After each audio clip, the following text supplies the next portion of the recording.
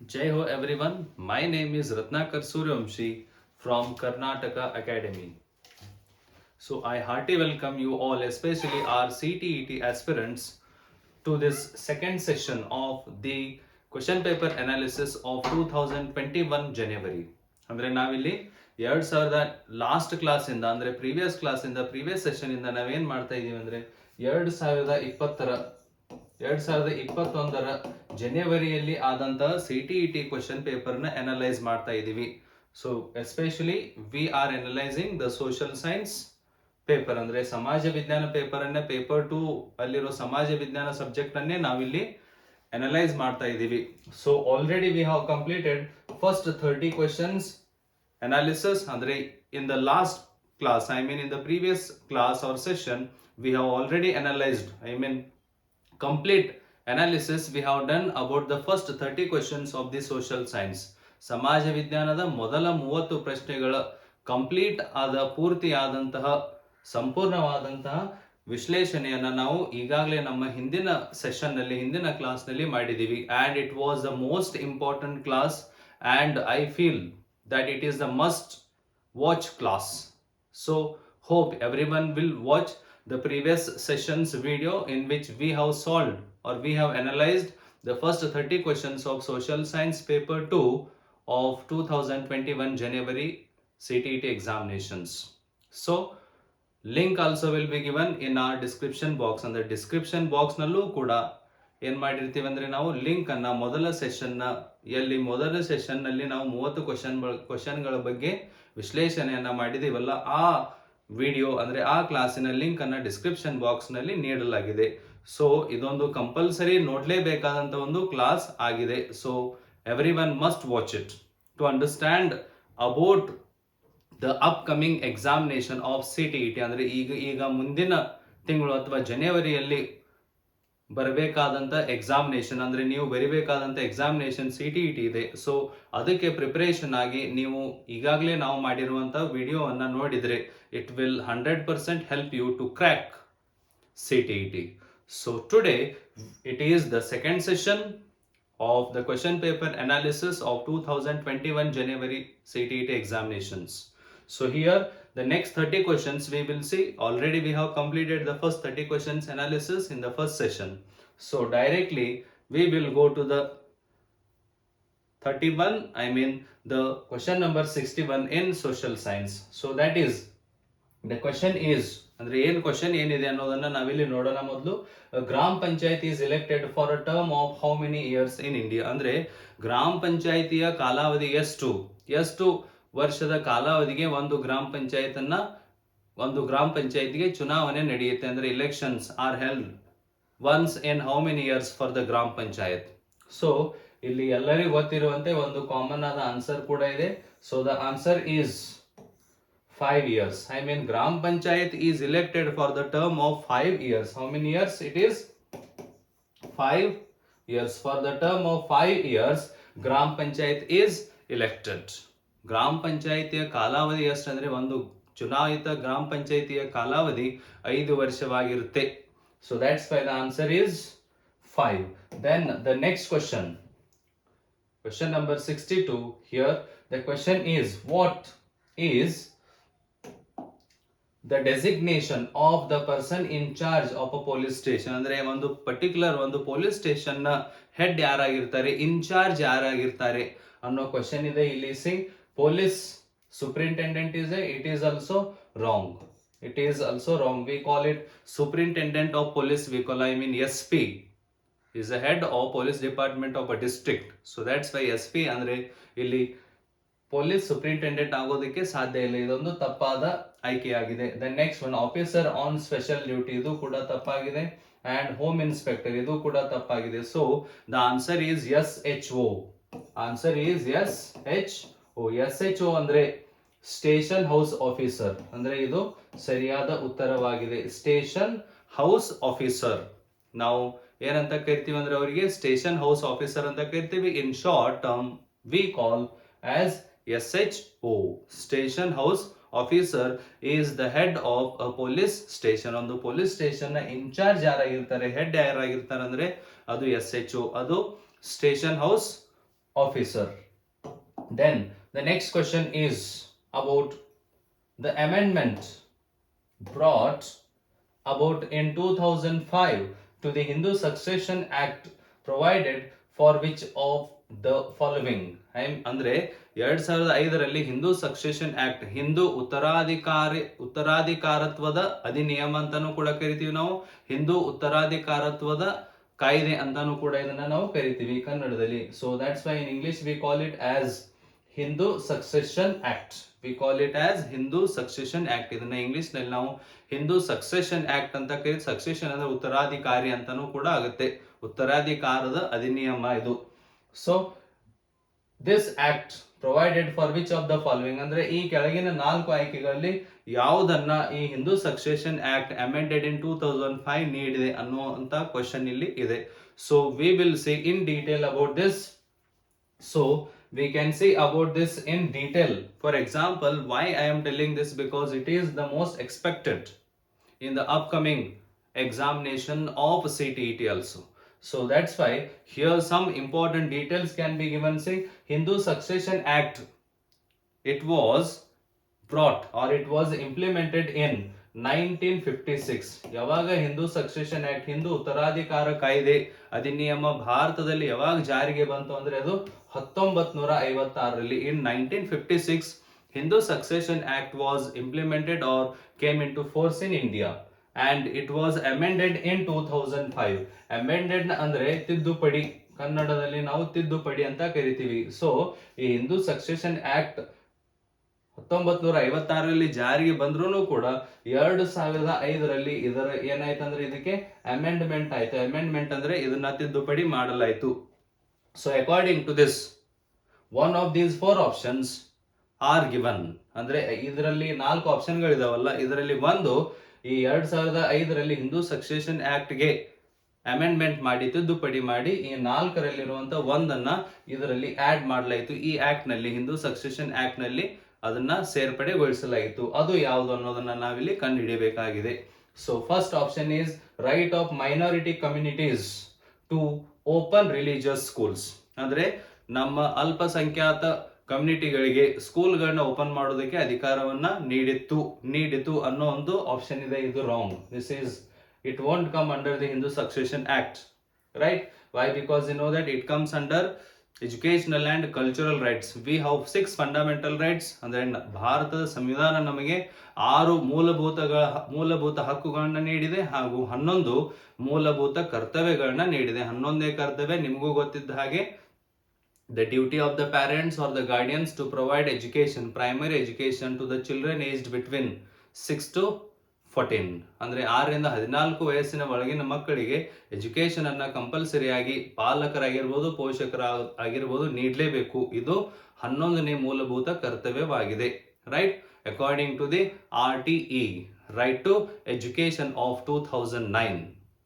So ಇದಾಗಿರ್ಲಿ, ಇದು ತಪ್ಪಾಗಿದೆ. Then next one, right of women to have an equal share in the family property. I mean according to the amendment done in 2005 to the Hindu Succession Act, according to this, women also have the same or equal right like men on the property of their ancestors or on the property of their parents like mother or father. ಅಂದ್ರೆ ತಮ್ಮ ತಂದೆ ತಾಯಿ ಅಥವಾ ತಮ್ಮ ಪೂರ್ವಜರ ಆಸ್ತಿಯ ಮೇಲೆ ಹೆಣ್ಣು ಮಕ್ಕಳಿಗೂ ಕೂಡ ಗಂಡು ಮಕ್ಕಳಷ್ಟೇ ಹಕ್ಕಿದೆ ಅನ್ನೋ ಅಂಶವನ್ನ ಎಲ್ಲಿ ಆಡ್ ಮಾಡಲಾಯ್ತಂದ್ರೆ Hindu succession act amended in 2005 ಇದರಲ್ಲಿ ಇದನ್ನ ಆಡ್ ಮಾಡಲಾಯಿತು. So that's why the answer is right of women to have an equal share in family property. Family ಪ್ರಾಪರ್ಟಿಯಲ್ಲಿ, ancestral ಪ್ರಾಪರ್ಟಿಯಲ್ಲಿ ಮಹಿಳೆಯರಿಗೆ ಗಂಡು ಮಕ್ಕಳಷ್ಟೇ ಅಧಿಕಾರ ಇದೆ, ಹಕ್ಕಿದೆ ಅನ್ನೋದನ್ನ,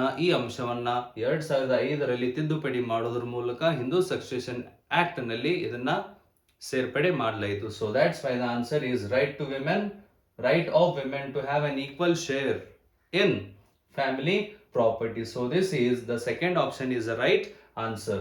So the next one is question number 64, that is, see, who is considered as the final interpreter of the Indian Constitution. ಅಂದ್ರೆ ಭಾರತದ ಸಂವಿಧಾನದ ಸಂವಿಧಾನವನ್ನು ಕೊನೆಯದಾಗಿ ಅತ್ಯಂತ ಉನ್ನತವಾಗಿ ಯಾರು ಅರ್ಥೈಸಬಹುದು, ಯಾವ ಅಂಗ, ಭಾರತ ಸರ್ಕಾರದ ಯಾವ ಅಂಗ ನಮ್ಮ ಭಾರತ ಸಂವಿಧಾನವನ್ನ ಕೊನೆಯದಾಗಿ ಫೈನಲ್ ಆಗಿ ಇಂಟರ್ಪ್ರಿಟೇಟ್ ಮಾಡಬಹುದು ಅಂದ್ರೆ ಅರ್ಥೈಸಬಹುದು ಅನ್ನೋ ಕ್ವಶನ್ ಇದೆ. So options are given: president of India, parliament is a judiciary, and attorney general. Attorney general is wrong. President of India is also wrong, right? Parliament, you know that parliament is a part of legislature. ಅಂದ್ರೆ ಶಾಸಕಾಂಗದ ಭಾಗವಾಗಿ parliament ಸಂಸತ್ತು ಕೆಲಸ ಮಾಡುತ್ತೆ. So that's why here the role or the work of the parliament is to make laws, right? So that's why this is also wrong. So the answer is judiciary. ನ್ಯಾಯಾಂಗ ವ್ಯವಸ್ಥೆ, ಭಾರತದ ನ್ಯಾಯಾಂಗ ವ್ಯವಸ್ಥೆ ಸಂವಿಧಾನವನ್ನ ಕೊನೆಯದಾಗಿ ಅರ್ಥೈಸುವಂತಹ ಹಕ್ಕನ್ನ ಹೊಂದಿದೆ. So the supreme are the final interpreter, the final or the supreme interpreter of the Indian constitution is our judiciary, is our supreme court. ಭಾರತದ supreme court ಸಂವಿಧಾನವನ್ನ ಕೊನೆಯದಾಗಿ interpret ಮಾಡುವಂತ, ಕೊನೆಯದಾಗಿ ಅರ್ಥೈಸುವಂತಹ ಅಧಿಕಾರವನ್ನ ಹೊಂದಿದೆ. Which one? Supreme court. So the supreme court is a part of judiciary. Supreme court, ಭಾರತದ ಉಚ್ಚ ನ್ಯಾಯಾಲಯ, ನಮ್ಮ ನ್ಯಾಯಾಂಗ ವ್ಯವಸ್ಥೆ ಒಂದು ಪ್ರಮುಖ ಭಾಗವಾಗಿದೆ. So that's why the answer is judiciary. Judiciary has the power to interpret the Indian constitution. So that's why the answer is judiciary here. Then one more important point we can add in this, I mean according to this question, related to this, we can add that commonly we know that government is divided, I mean the power of the government is divided into three organs. ಅಂದ್ರೆ ಸರ್ಕಾರ ತನ್ನ ಎಲ್ಲ ಅಧಿಕಾರಗಳನ್ನ 3 ಅಂಗಗಳಲ್ಲಿ distribute ಮಾಡಿದೆ. ಆ ಸರ್ಕಾರದ 3 ಅಂಗಗಳು ಯಾವ ಅಂದ್ರೆ, first one is legislature, second one is judiciary, and third one is executive. Legislature ಶಾಸಕಾಂಗ, ಅಂಡ್ ಜುಡಿಷಿಯರಿ ನ್ಯಾಯಾಂಗ, ಅಂಡ್ ಎಕ್ಸಿಕ್ಯೂಟಿವ್ ಅನ್ನ ನಾವು ಕಾರ್ಯಾಂಗ ಅಂತ ಕರಿತೀವಿ. So that is also an important point related to this question. The next one is 65th, question number 65th, question number 65. Then see the act, which act it is? Prevention of atrocities. Atrocity andre the acts which can be done by the people which affects or which are completely harmful to the life of the schedule caste people and schedule tribe people. ಅಂದ್ರೆ ದಲಿತರಾಗಿರ್ಬೋದು ಅಥವಾ ಹಲವಾರು ಹಿಂದುಳಿದ ಜನಾಂಗಗಳ ಅಭಿವೃದ್ಧಿಗೆ ಅಥವಾ ಅವರ ಜೀವನಕ್ಕೆ ತೊಂದರೆ ಆಗುವಂತ ಯಾವುದೇ ಕಾರ್ಯಗಳನ್ನ ಮಾಡ್ತೀವಲ್ಲ, ಅವುಗಳನ್ನೆಲ್ಲ ನಾವೇನಂತ ಕರಿತೀವಿ ಅಂದ್ರೆ ಅಟ್ರಾಸಿಟೀಸ್ ಅಂತ ಕರಿತೀವಿ. ಅವುಗಳನ್ನೆಲ್ಲ ನಾವು ಅಟ್ರಾಸಿಟೀಸ್ ಅಂತ ಕರಿತೀವಿ. So the prevention of atrocities act, it was brought in 1989. 1989ರಲ್ಲಿ ಭಾರತ ಸರ್ಕಾರ ಏನ್ ಮಾಡಿತಂದ್ರೆ ಅಟ್ರಾಸಿಟಿ ಕಾಯ್ದೆಯನ್ನ ಜಾರಿಗೆ ತಂತು. This is also the most important question in the upcoming CTET examination. Question can be asked about this year too. ಅಂದ್ರೆ 1989ರಲ್ಲೇ ಅಟ್ರಾಸಿಟಿ ಕಾಯ್ದೆ, ಪ್ರಿವೆನ್ಷನ್ ಆಫ್ ಅಟ್ರಾಸಿಟೀಸ್ ಆಕ್ಟ್, ಈ ಕಾಯ್ದೆ ಜಾರಿಗೆ ಬಂತು. This act came into force and it was enacted to provide justice to which of the following communities. ಈಗಾಗಲೇ ನಾನು ನಿಮ್ಗೆ ಹೇಳಿದೆ, ಈ ಕಾಯ್ದೆಯನ್ನು ಯಾಕೆ ಜಾರಿಗೆ ತಂದಿದ್ದಾರೆ ಅಂದ್ರೆ ಯಾರ ಜೀವನ ಕಾಪಾಡೋದಕ್ಕಂದ್ರೆ that is about the Dalits and about the tribal communities of India. ಹಲವಾರು ಜನಾಂಗಗಳನ್ನ, ಹಲವಾರು ಶೆಡ್ಯೂಲ್ ಕಾಸ್ಟ್ಗಳನ್ನ ಸೇಫ್ ಮಾಡೋದಕ್ಕೆ ಅಂದ್ರೆ ಪ್ರೊಟೆಕ್ಟ್ ಮಾಡೋದಕ್ಕೆ ಈ ಕಾಯ್ದೆಯನ್ನ ಜಾರಿಗೆ ತರಲಾಗಿದೆ. So here it is there, see Dalits is there, here Dalits you can see, but here minorities is there. So it is wrong. Option 1 is wrong. Why? Because minorities is there, so that's why it is wrong. The next one, minorities, however it is mentioned, so then also, so that's why it is also wrong option. The next one, tribals and dalits. Next one is tribals and dalits. So this is the answer. Tribals and dalits is the right answer. Tribals andre ಭಾರತದ ಹಲವಾರು ಜನಾಂಗಗಳು, dalits andre what we call schedule cost, ಪರಿಶಿಷ್ಟ ಜಾತಿಗಳು. ನಾವು tribal ಕಮ್ಯುನಿಟಿಗಳನ್ನ ಪರಿಶಿಷ್ಟ ಪಂಗಡಗಳು ಅಂತ ಕನ್ನಡದಲ್ಲಿ ಕರಿತೀವಿ.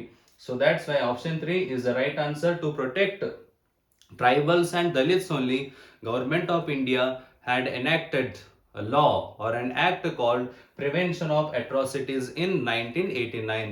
ನಮ್ಮ ಭಾರತದ ಪರಿಶಿಷ್ಟ ಪಂಗಡಗಳು ಹಾಗೂ ಪರಿಶಿಷ್ಟ ಜಾತಿಯ ಜನರನ್ನ ಕಾಪಾಡೋದಕ್ಕಾಗಿನೇ ನಮ್ಮ ಭಾರತ ಸರ್ಕಾರ 1989ರಲ್ಲಿ ಅಟ್ರಾಸಿಟಿ ಕಾಯ್ದೆಯನ್ನ ಜಾರಿಗೆ ತಂದಿದೆ.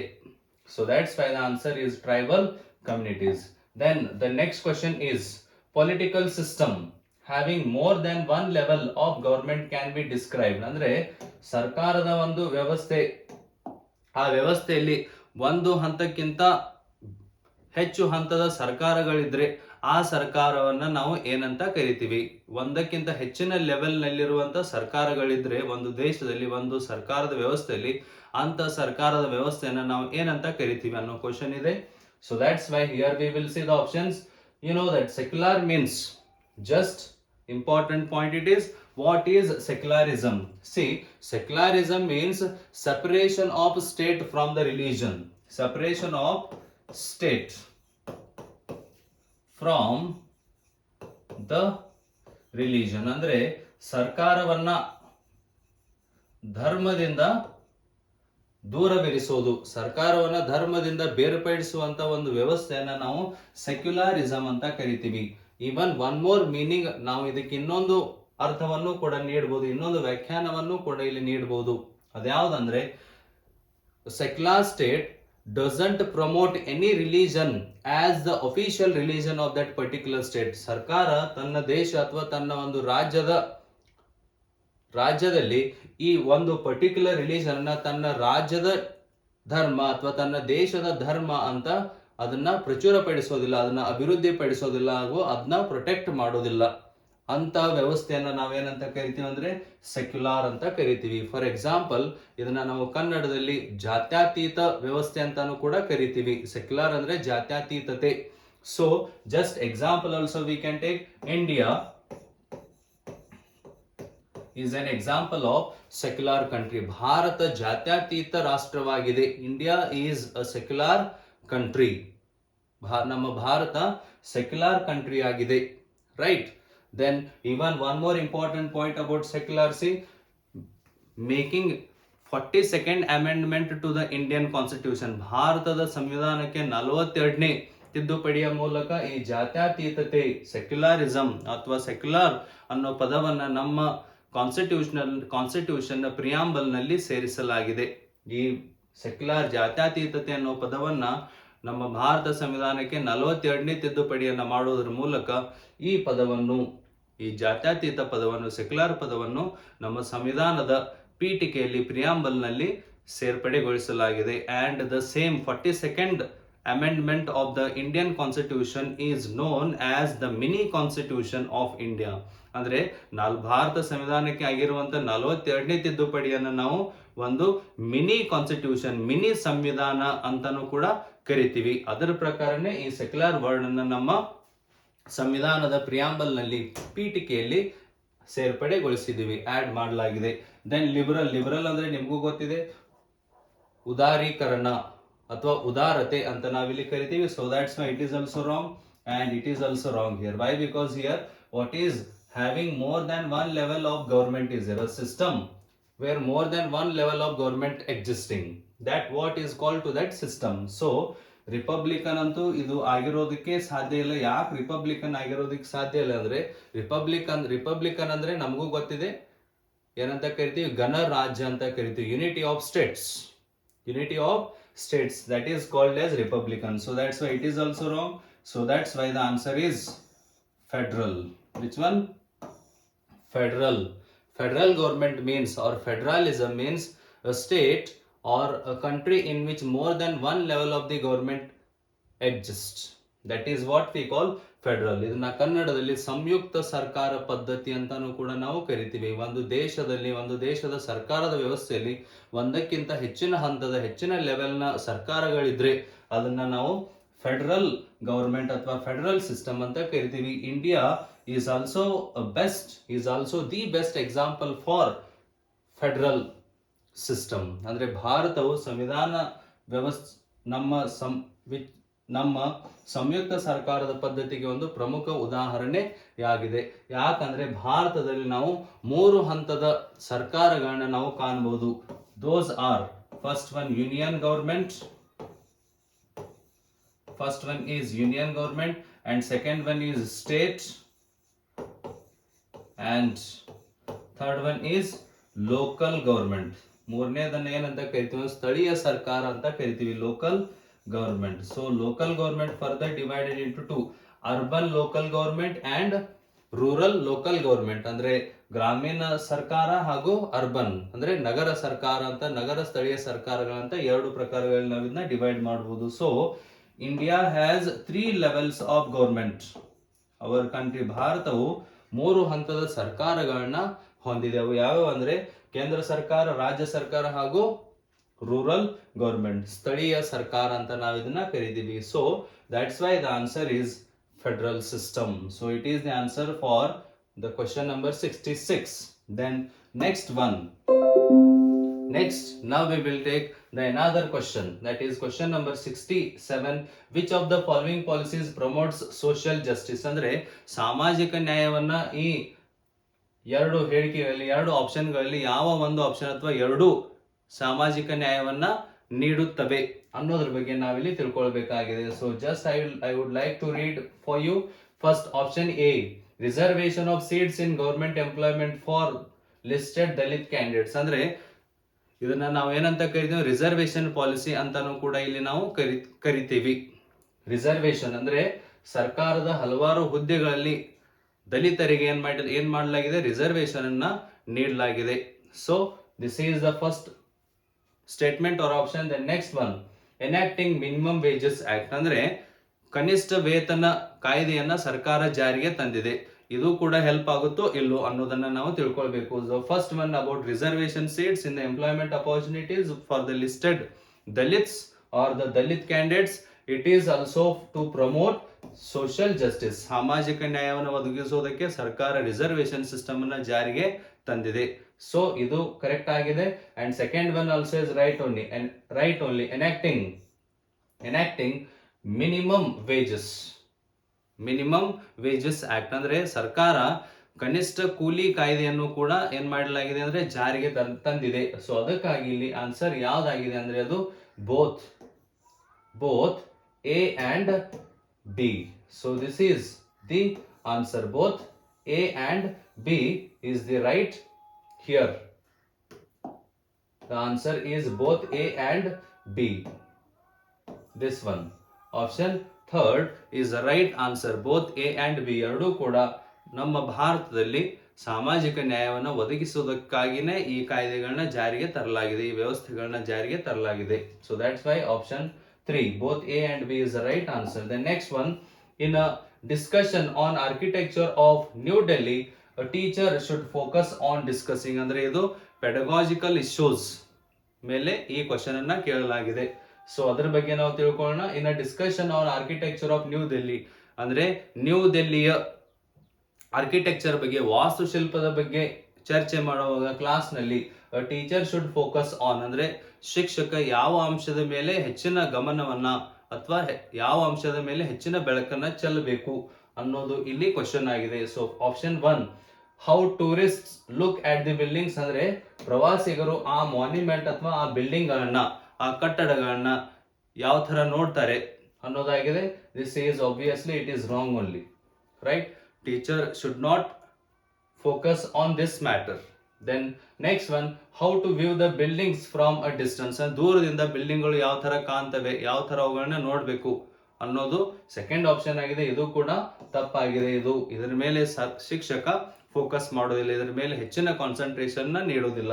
The next one, superiority of its style over old Delhi. ಅಂದ್ರೆ ಅದರ ಸುಪೀರಿಯಾರಿಟಿ ಓಲ್ಡ್ ಡೆಲ್ಲಿಗಿಂತ ಹೆಚ್ಚಿನ ಸುಪೀರಿಯಾರಿಟಿ ಹೇಗಿತ್ತು ಅದರ ಮೇಲೆ ಫೋಕಸ್ ಮಾಡಬೇಕಾಗುತ್ತೆ ಅನ್ನೋ ಆಪ್ಷನ್ ಇದೆ. So that is also here wrong. It is wrong. Why? Because see, New Delhi, this is about New Delhi. ಹೊಸ ದಿಲ್ಲಿ ಅಂತ ನಾವು ಕರಿತೀವಿ. New Delhi is built by the British. ಬ್ರಿಟಿಷರು ಭಾರತದಲ್ಲಿ ನ್ಯೂ ಡೆಲ್ಲಿಯನ್ನ ಕಟ್ಟಿಸಿದ್ದಾರೆ, ನ್ಯೂ ಡೆಲ್ಲಿಯನ್ನ ರಚನೆ ಮಾಡಿದ್ದಾರೆ. ಅದಕ್ಕಾಗಿ ಇಲ್ಲಿ ಬ್ರಿಟಿಷರನ್ನ ನಾವು ಈ ಆಪ್ಷನ್ ಅಲ್ಲಿ ಆಡ್ ಮಾಡಬೇಕಾಗಿರುತ್ತೆ. So that's why see how it asserted British importance and created a sense of awe. Awe means ಭೀಕರತೆ. ಯಾವ ತರ ಬ್ರಿಟಿಷ್ ಸಾಮ್ರಾಜ್ಯ, ಬ್ರಿಟಿಷರ ಆಳ್ವಿಕೆ ಭಾರತದಲ್ಲಿ ಭೀಕರತೆಯನ್ನುಂಟು ಮಾಡಿತ್ತು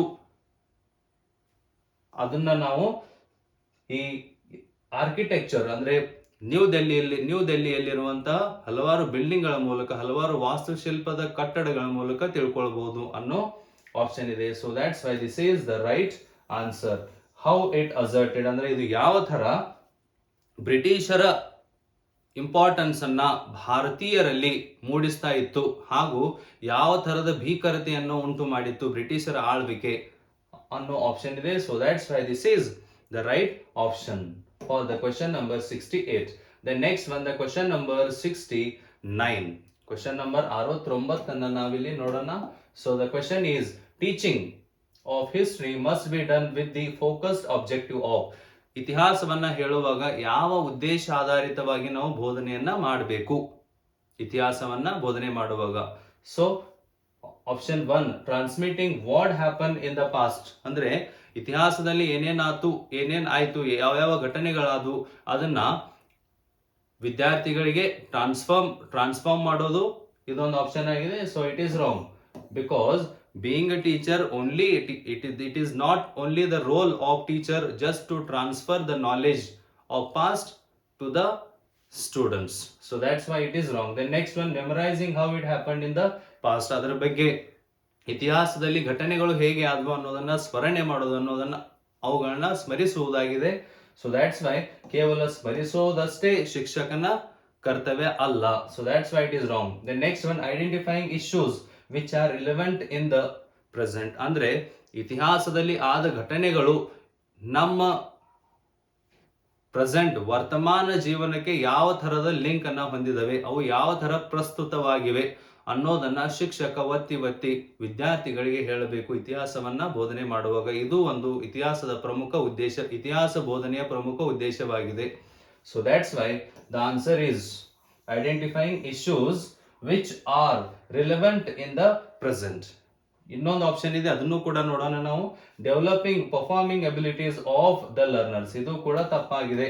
so the answer is identifying issues which are relevant in the present. ಇತಿಹಾಸದಲ್ಲಿ ಆ ಘಟನೆಗಳಾದ್ರೂ ಕೂಡ ನಮ್ಮ ವರ್ತಮಾನ ಜೀವನಕ್ಕೆ ಆ ಘಟನೆಗಳ ಸಂಬಂಧ ಏನಿದೆ, ಅವು ಯಾವ ತರ ಪ್ರಸ್ತುತವಾಗಿವೆ, how those past events are relevant ಅಂದ್ರೆ ಪ್ರಸ್ತುತವಾಗಿದೆ, ಅವು ಯಾವ ತರ ಇಂಪಾರ್ಟೆನ್ಸ್ ಅನ್ನ ಪಡ್ಕೊಂಡಿವೆ ಅನ್ನೋದ್ರ ಬಗ್ಗೆ ಕಾನ್ಸಂಟ್ರೇಷನ್ ಮಾಡಿ ಇತಿಹಾಸ ಬೋಧನೆಯನ್ನ ಮಾಡಬೇಕಾಗಿರ್ತದೆ ಶಿಕ್ಷಕ. ಅದಕ್ಕಾಗಿ ಇಲ್ಲಿ ಆಪ್ಷನ್ 3 ಸರಿಯಾದ ಉತ್ತರವಾಗಿದೆ. So here option 3 is right answer. The next one, what can be the purpose of introducing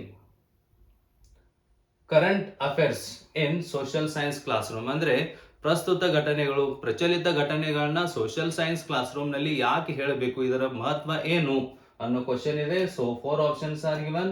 V will see those option, then we will find out the answer. Option A, promote interest in the issues of the country.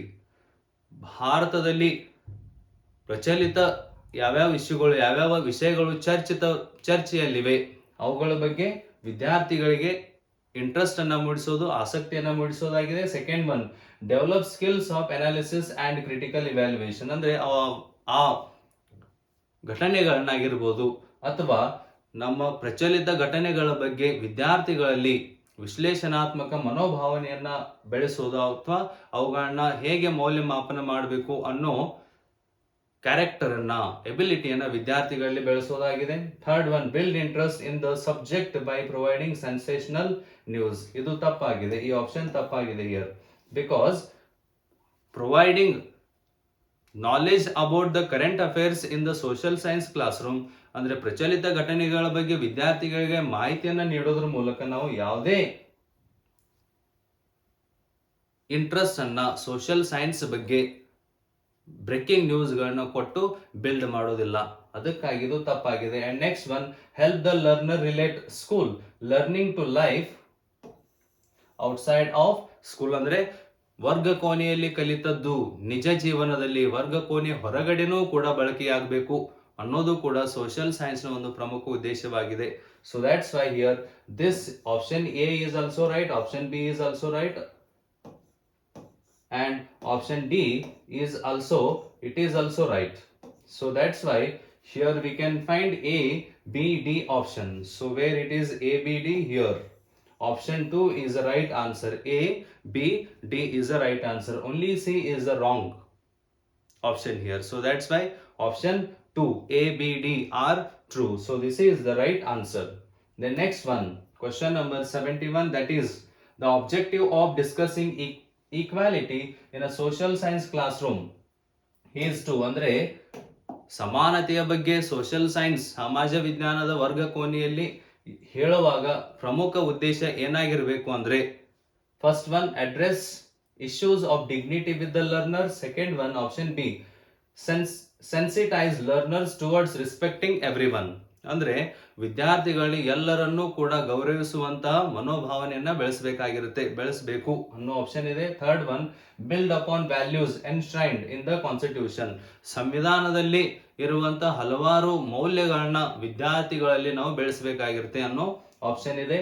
Last one, explain that all differences leads to inequality. ಎಲ್ಲ ವ್ಯತ್ಯಾಸಗಳು ಭಾರತದಲ್ಲಿ ಇನ್ಇಕ್ವಾಲಿಟಿಯನ್ನ ಉಂಟು ಮಾಡ್ತವೆ ಅನ್ನೋ option ಇದೆ. So it is wrong only because individual differences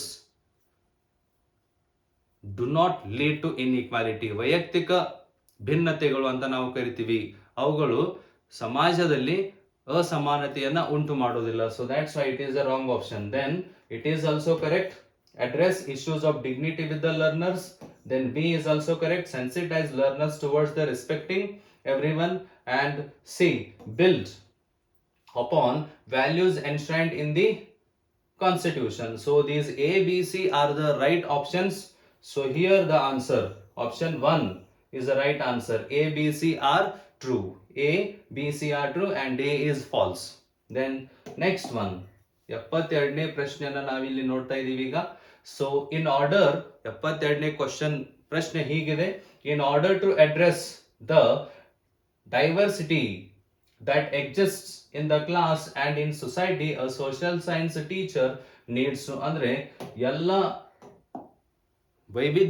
ವಿವಿಧತೆಯ ಇರುವಂತ class room ನಲ್ಲಿ ಎಲ್ಲರನ್ನೂ ಕೂಡ ರೆಸ್ಪೆಕ್ಟ್ ಮಾಡೋ ಸಲುವಾಗಿ, ಎಲ್ಲರನ್ನೂ ಕೂಡ ಪರಿಗಣನೆಗೆ ತೆಗೆದುಕೊಳ್ಳುವ ಸಲುವಾಗಿ ಶಿಕ್ಷಕ ಅವಶ್ಯಕವಾಗಿ ಏನ್ ಮಾಡ್ಬೇಕಾಗಿರುತ್ತೆ, ಶಿಕ್ಷಕ ಏನು ಮಾಡುವಂತ ಅವಶ್ಯಕತೆ ಇರುತ್ತೆ ಅನ್ನೋ ಕ್ವಶನ್ ಇದೆ. First one, include examples of multiple cultures in the class discussions. It is also correct option. Yes, this is also here the correct one. ಅಂದ್ರೆ ಇದು ಸರಿಯಾದ ಆಯ್ಕೆಯಾಗಿದೆ. ಅಂದ್ರೆ ಶಿಕ್ಷಕ ಏನ್ ಮಾಡ್ಬೇಕಂದ್ರೆ ಹಲವಾರು ವಿವಿಧ ಸಂಸ್ಕೃತಿಗಳ ಬಗ್ಗೆ ಹಲವಾರು ಉದಾಹರಣೆಗಳನ್ನ ಕ್ಲಾಸ್ ರೂಮ್ ನಲ್ಲಿ ನೀಡಬೇಕು. Teacher should give multiple examples of different various cultures in the classroom.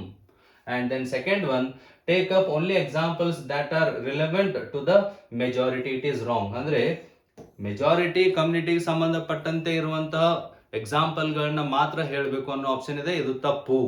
And then encourage students to share their personal experiences in the class. ಅಂದ್ರೆ ಮಕ್ಕಳಿಗೆ ಅವರ ವೈಯಕ್ತಿಕ ಅಭಿಪ್ರಾಯಗಳನ್ನ, ವೈಯಕ್ತಿಕ ಅನುಭವಗಳನ್ನ ವ್ಯಕ್ತಪಡಿಸೋದಕ್ಕೆ ನಾವು ಶಿಕ್ಷಕನಾಗಿ ಅವಕಾಶವನ್ನ ನೀಡಬೇಕಾಗುತ್ತೆ ಅನ್ನೋ ಆಪ್ಷನ್ ಇದೆ. So that's Y here the answer is these both are true. A and C are true, B is false. So that's why here the option A and C are true. ಅಂದ್ರೆ A ಮತ್ತು option A ಮತ್ತು C ಸರಿಯಾಗಿವೆ, B ಏನಾಗಿದೆ ತಪ್ಪಾಗಿದೆ. So that's why option A is the right answer. The next one, assessment in social science should emphasize. ಅಂದ್ರೆ ಸಮಾಜ ವಿಜ್ಞಾನ ವಿಷಯದ ಮೌಲ್ಯಮಾಪನ ಮಾಡುವಾಗ ಯಾವುದರ ಮೇಲೆ ಹೆಚ್ಚಿನ ಪ್ರಾಮುಖ್ಯತೆಯನ್ನ ನೀಡಬೇಕು, ಗಮನವನ್ನ, ಕಾನ್ಸಂಟ್ರೇಷನ್ ನೀಡಬೇಕು. First option is identification of learners who are failing. ಅಂದ್ರೆ ವಿದ್ಯಾರ್ಥಿಗಳು, ಯಾವ್ಯಾವ ವಿದ್ಯಾರ್ಥಿಗಳು ಫೇಲ್ ಆಗ್ತಾ ಇದ್ದಾರೆ ಅವ್ರನ್ನ ಗುರುತಿಸಬೇಕು. Second option, testing learners writing abilities in class. ಅಂದ್ರೆ ಮಕ್ಕಳ ಬರವಣಿಗೆ ಕೌಶಲ್ಯವನ್ನ ನಾವು ಇವ್ಯಾಲ್ಯುವೇಟ್ ಮಾಡಬೇಕು, ಅದನ್ನ ಟೆಸ್ಟ್ ಮಾಡಬೇಕು ಅನ್ನೋ ಆಪ್ಷನ್ ಇದೆ. ಸೊ ದೆನ್ ಮೂರನೇ option, measuring retention of information by learners. ಅಂದ್ರೆ ಮಕ್ಕಳು ಎಷ್ಟನ್ನ ತಮ್ಮ ಸ್ಮರಣೆಯಲ್ಲಿ ಇಟ್ಟುಕೊಳ್ತಾರೆ, ಅಂದ್ರೆ ಎಷ್ಟು ಪ್ರಮಾಣದ ಜ್ಞಾನವನ್ನ ತಮ್ಮ ಸ್ಮರಣೆಯಲ್ಲಿ ಅಥವಾ ಇನ್ಫಾರ್ಮೇಶನ್ ಮಾಹಿತಿಯನ್ನ ತಮ್ಮ ಸ್ಮರಣೆಯಲ್ಲಿ ಇಟ್ಕೊಳ್ತಾರೆ ಅನ್ನೋ ಆಪ್ಷನ್ ಇದೆ. And last one, evaluation of learners ability to extrapolate their learning to various life situations. ಅಂದ್ರೆ ವಿದ್ಯಾರ್ಥಿಗಳು ವಿದ್ಯಾರ್ಥಿಗಳಲ್ಲಿ ಶಿಕ್ಷಕ ಇಂಥ ಗುಣವನ್ನ ಬೆಳೆಸಬೇಕಲ್ಲ, ಆ ಗುಣಗಳು ವಿದ್ಯಾರ್ಥಿ ಶಾಲೆಯಲ್ಲಿ ಅಥವಾ ಸಮಾಜ ವಿಜ್ಞಾನದ ವರ್ಗ ಕೋಣೆಯಲ್ಲಿ ಕಲಿತದ್ದನ್ನ ನಿಜ ಜೀವನದಲ್ಲಿ ಅದನ್ನ ಪ್ರಾಯೋಗಿಕವಾಗಿ ಬಳಸಬೇಕು, ಅದನ್ನ ಅಪ್ಲೈ ಮಾಡಿಕೊಂಡು ಜೀವನ ಮಾಡಬೇಕು ಅನ್ನೋದು ಇಲ್ಲಿದೆ. Extrapolate, here you can see extrapolate means applying, application, ಅನ್ವಯಿಸಿಕೊಂಡು ಮಾಡುವಂಥದ್ದು. So that's why identification of learners who are failing, it is wrong here now. Then testing learners writing abilities,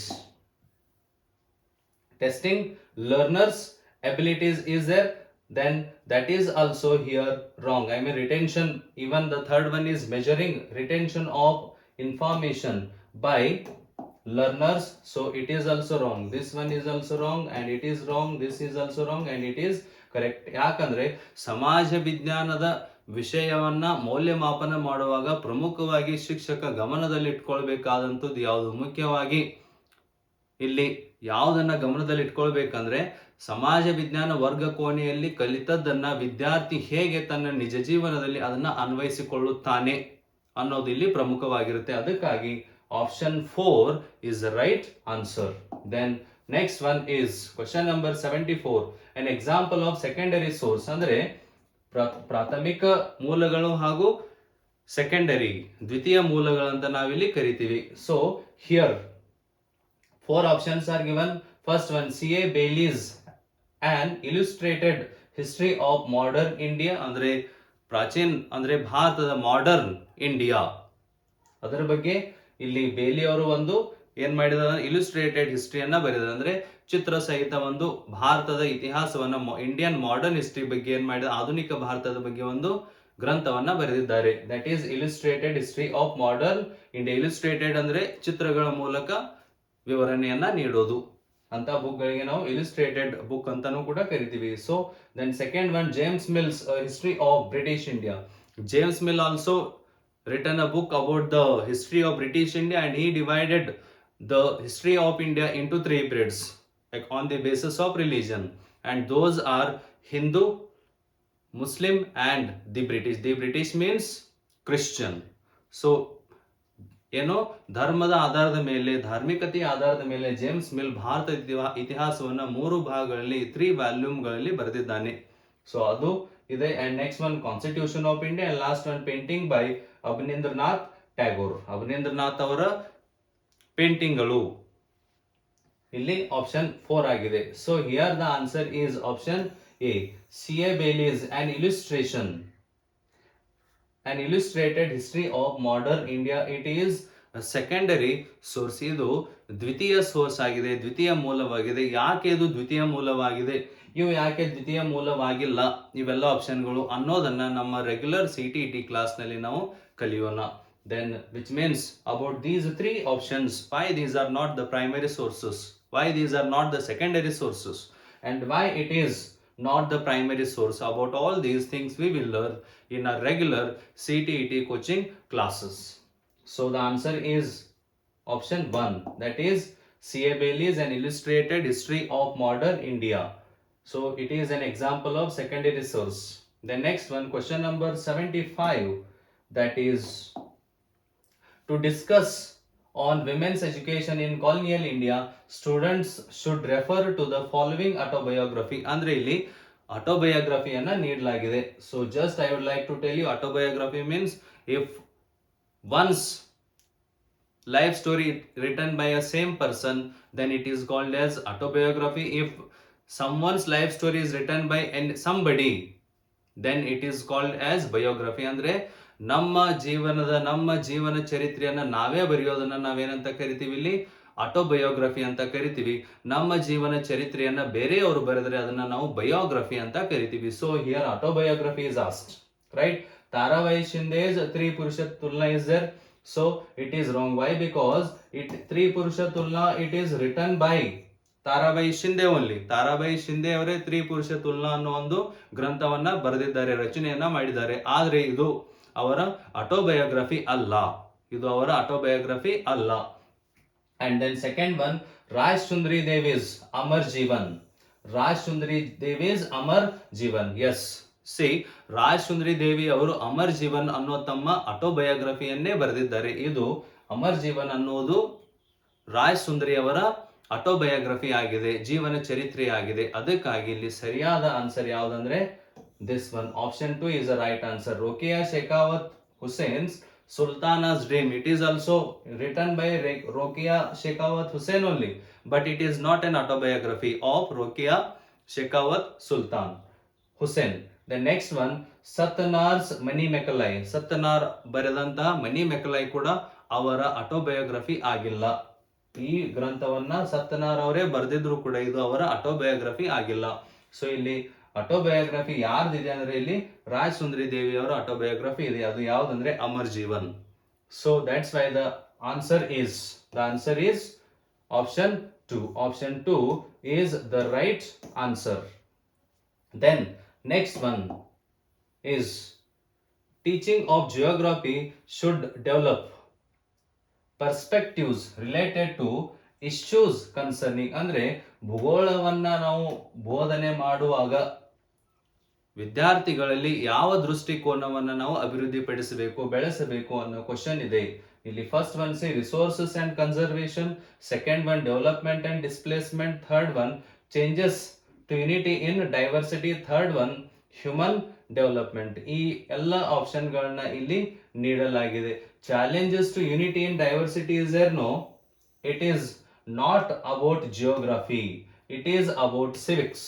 ಅಂದ್ರೆ ಇದು ರಾಜ್ಯಶಾಸ್ತ್ರಕ್ಕೆ ಸಂಬಂಧಪಟ್ಟಂತೆ ಇರುವಂತಹ ಒಂದು ಕಾನ್ಸೆಪ್ಟ್, ಪರ್ಸ್ಪೆಕ್ಟಿವ್ ಆಗಿ ದೃಷ್ಟಿಕೋನ ಆಗಿದೆ. ಯಾವ್ದಂದ್ರೆ changes to unity in diversity, ಅಂದ್ರೆ ಏಕತೆ ಮತ್ತು ವಿವಿಧತೆಗೆ ಸಂಬಂಧಪಟ್ಟಂತೆ ಇರುವಂತಹ ಒಂದು ಆಪ್ಷನ್ ಏನಿದೆ ಇಲ್ಲಿ, ಅದು ಯಾವ ಸೆಕ್ಷನ್ಗೆ, ಸಮಾಜ ವಿಜ್ಞಾನದ ಯಾವ ಸೆಕ್ಷನ್ಗೆ, ಯಾವ ಸ್ಟ್ರೀಮ್ಗೆ ಸಂಬಂಧಪಟ್ಟಿದೆ ಅಂದ್ರೆ ಅದು civics, what we call social and political life or political science. So ಇದು ಕೂಡ ಭೂಗೋಳಕ್ಕೆ ಸಂಬಂಧಪಟ್ಟಂತೆನೇ ಇದೆ. ರಿಸೋರ್ಸಸ್ ಅಂಡ್ ಕನ್ಸರ್ವೇಷನ್ ಅಂದ್ರೆ ಸಂಪನ್ಮೂಲಗಳು ಹಾಗೂ ಅವುಗಳನ್ನ ಯಾವ ತರ ಸಂರಕ್ಷಣೆ ಮಾಡಬೇಕು ಅನ್ನೋದು ಕಾನ್ಸೆಪ್ಟ್.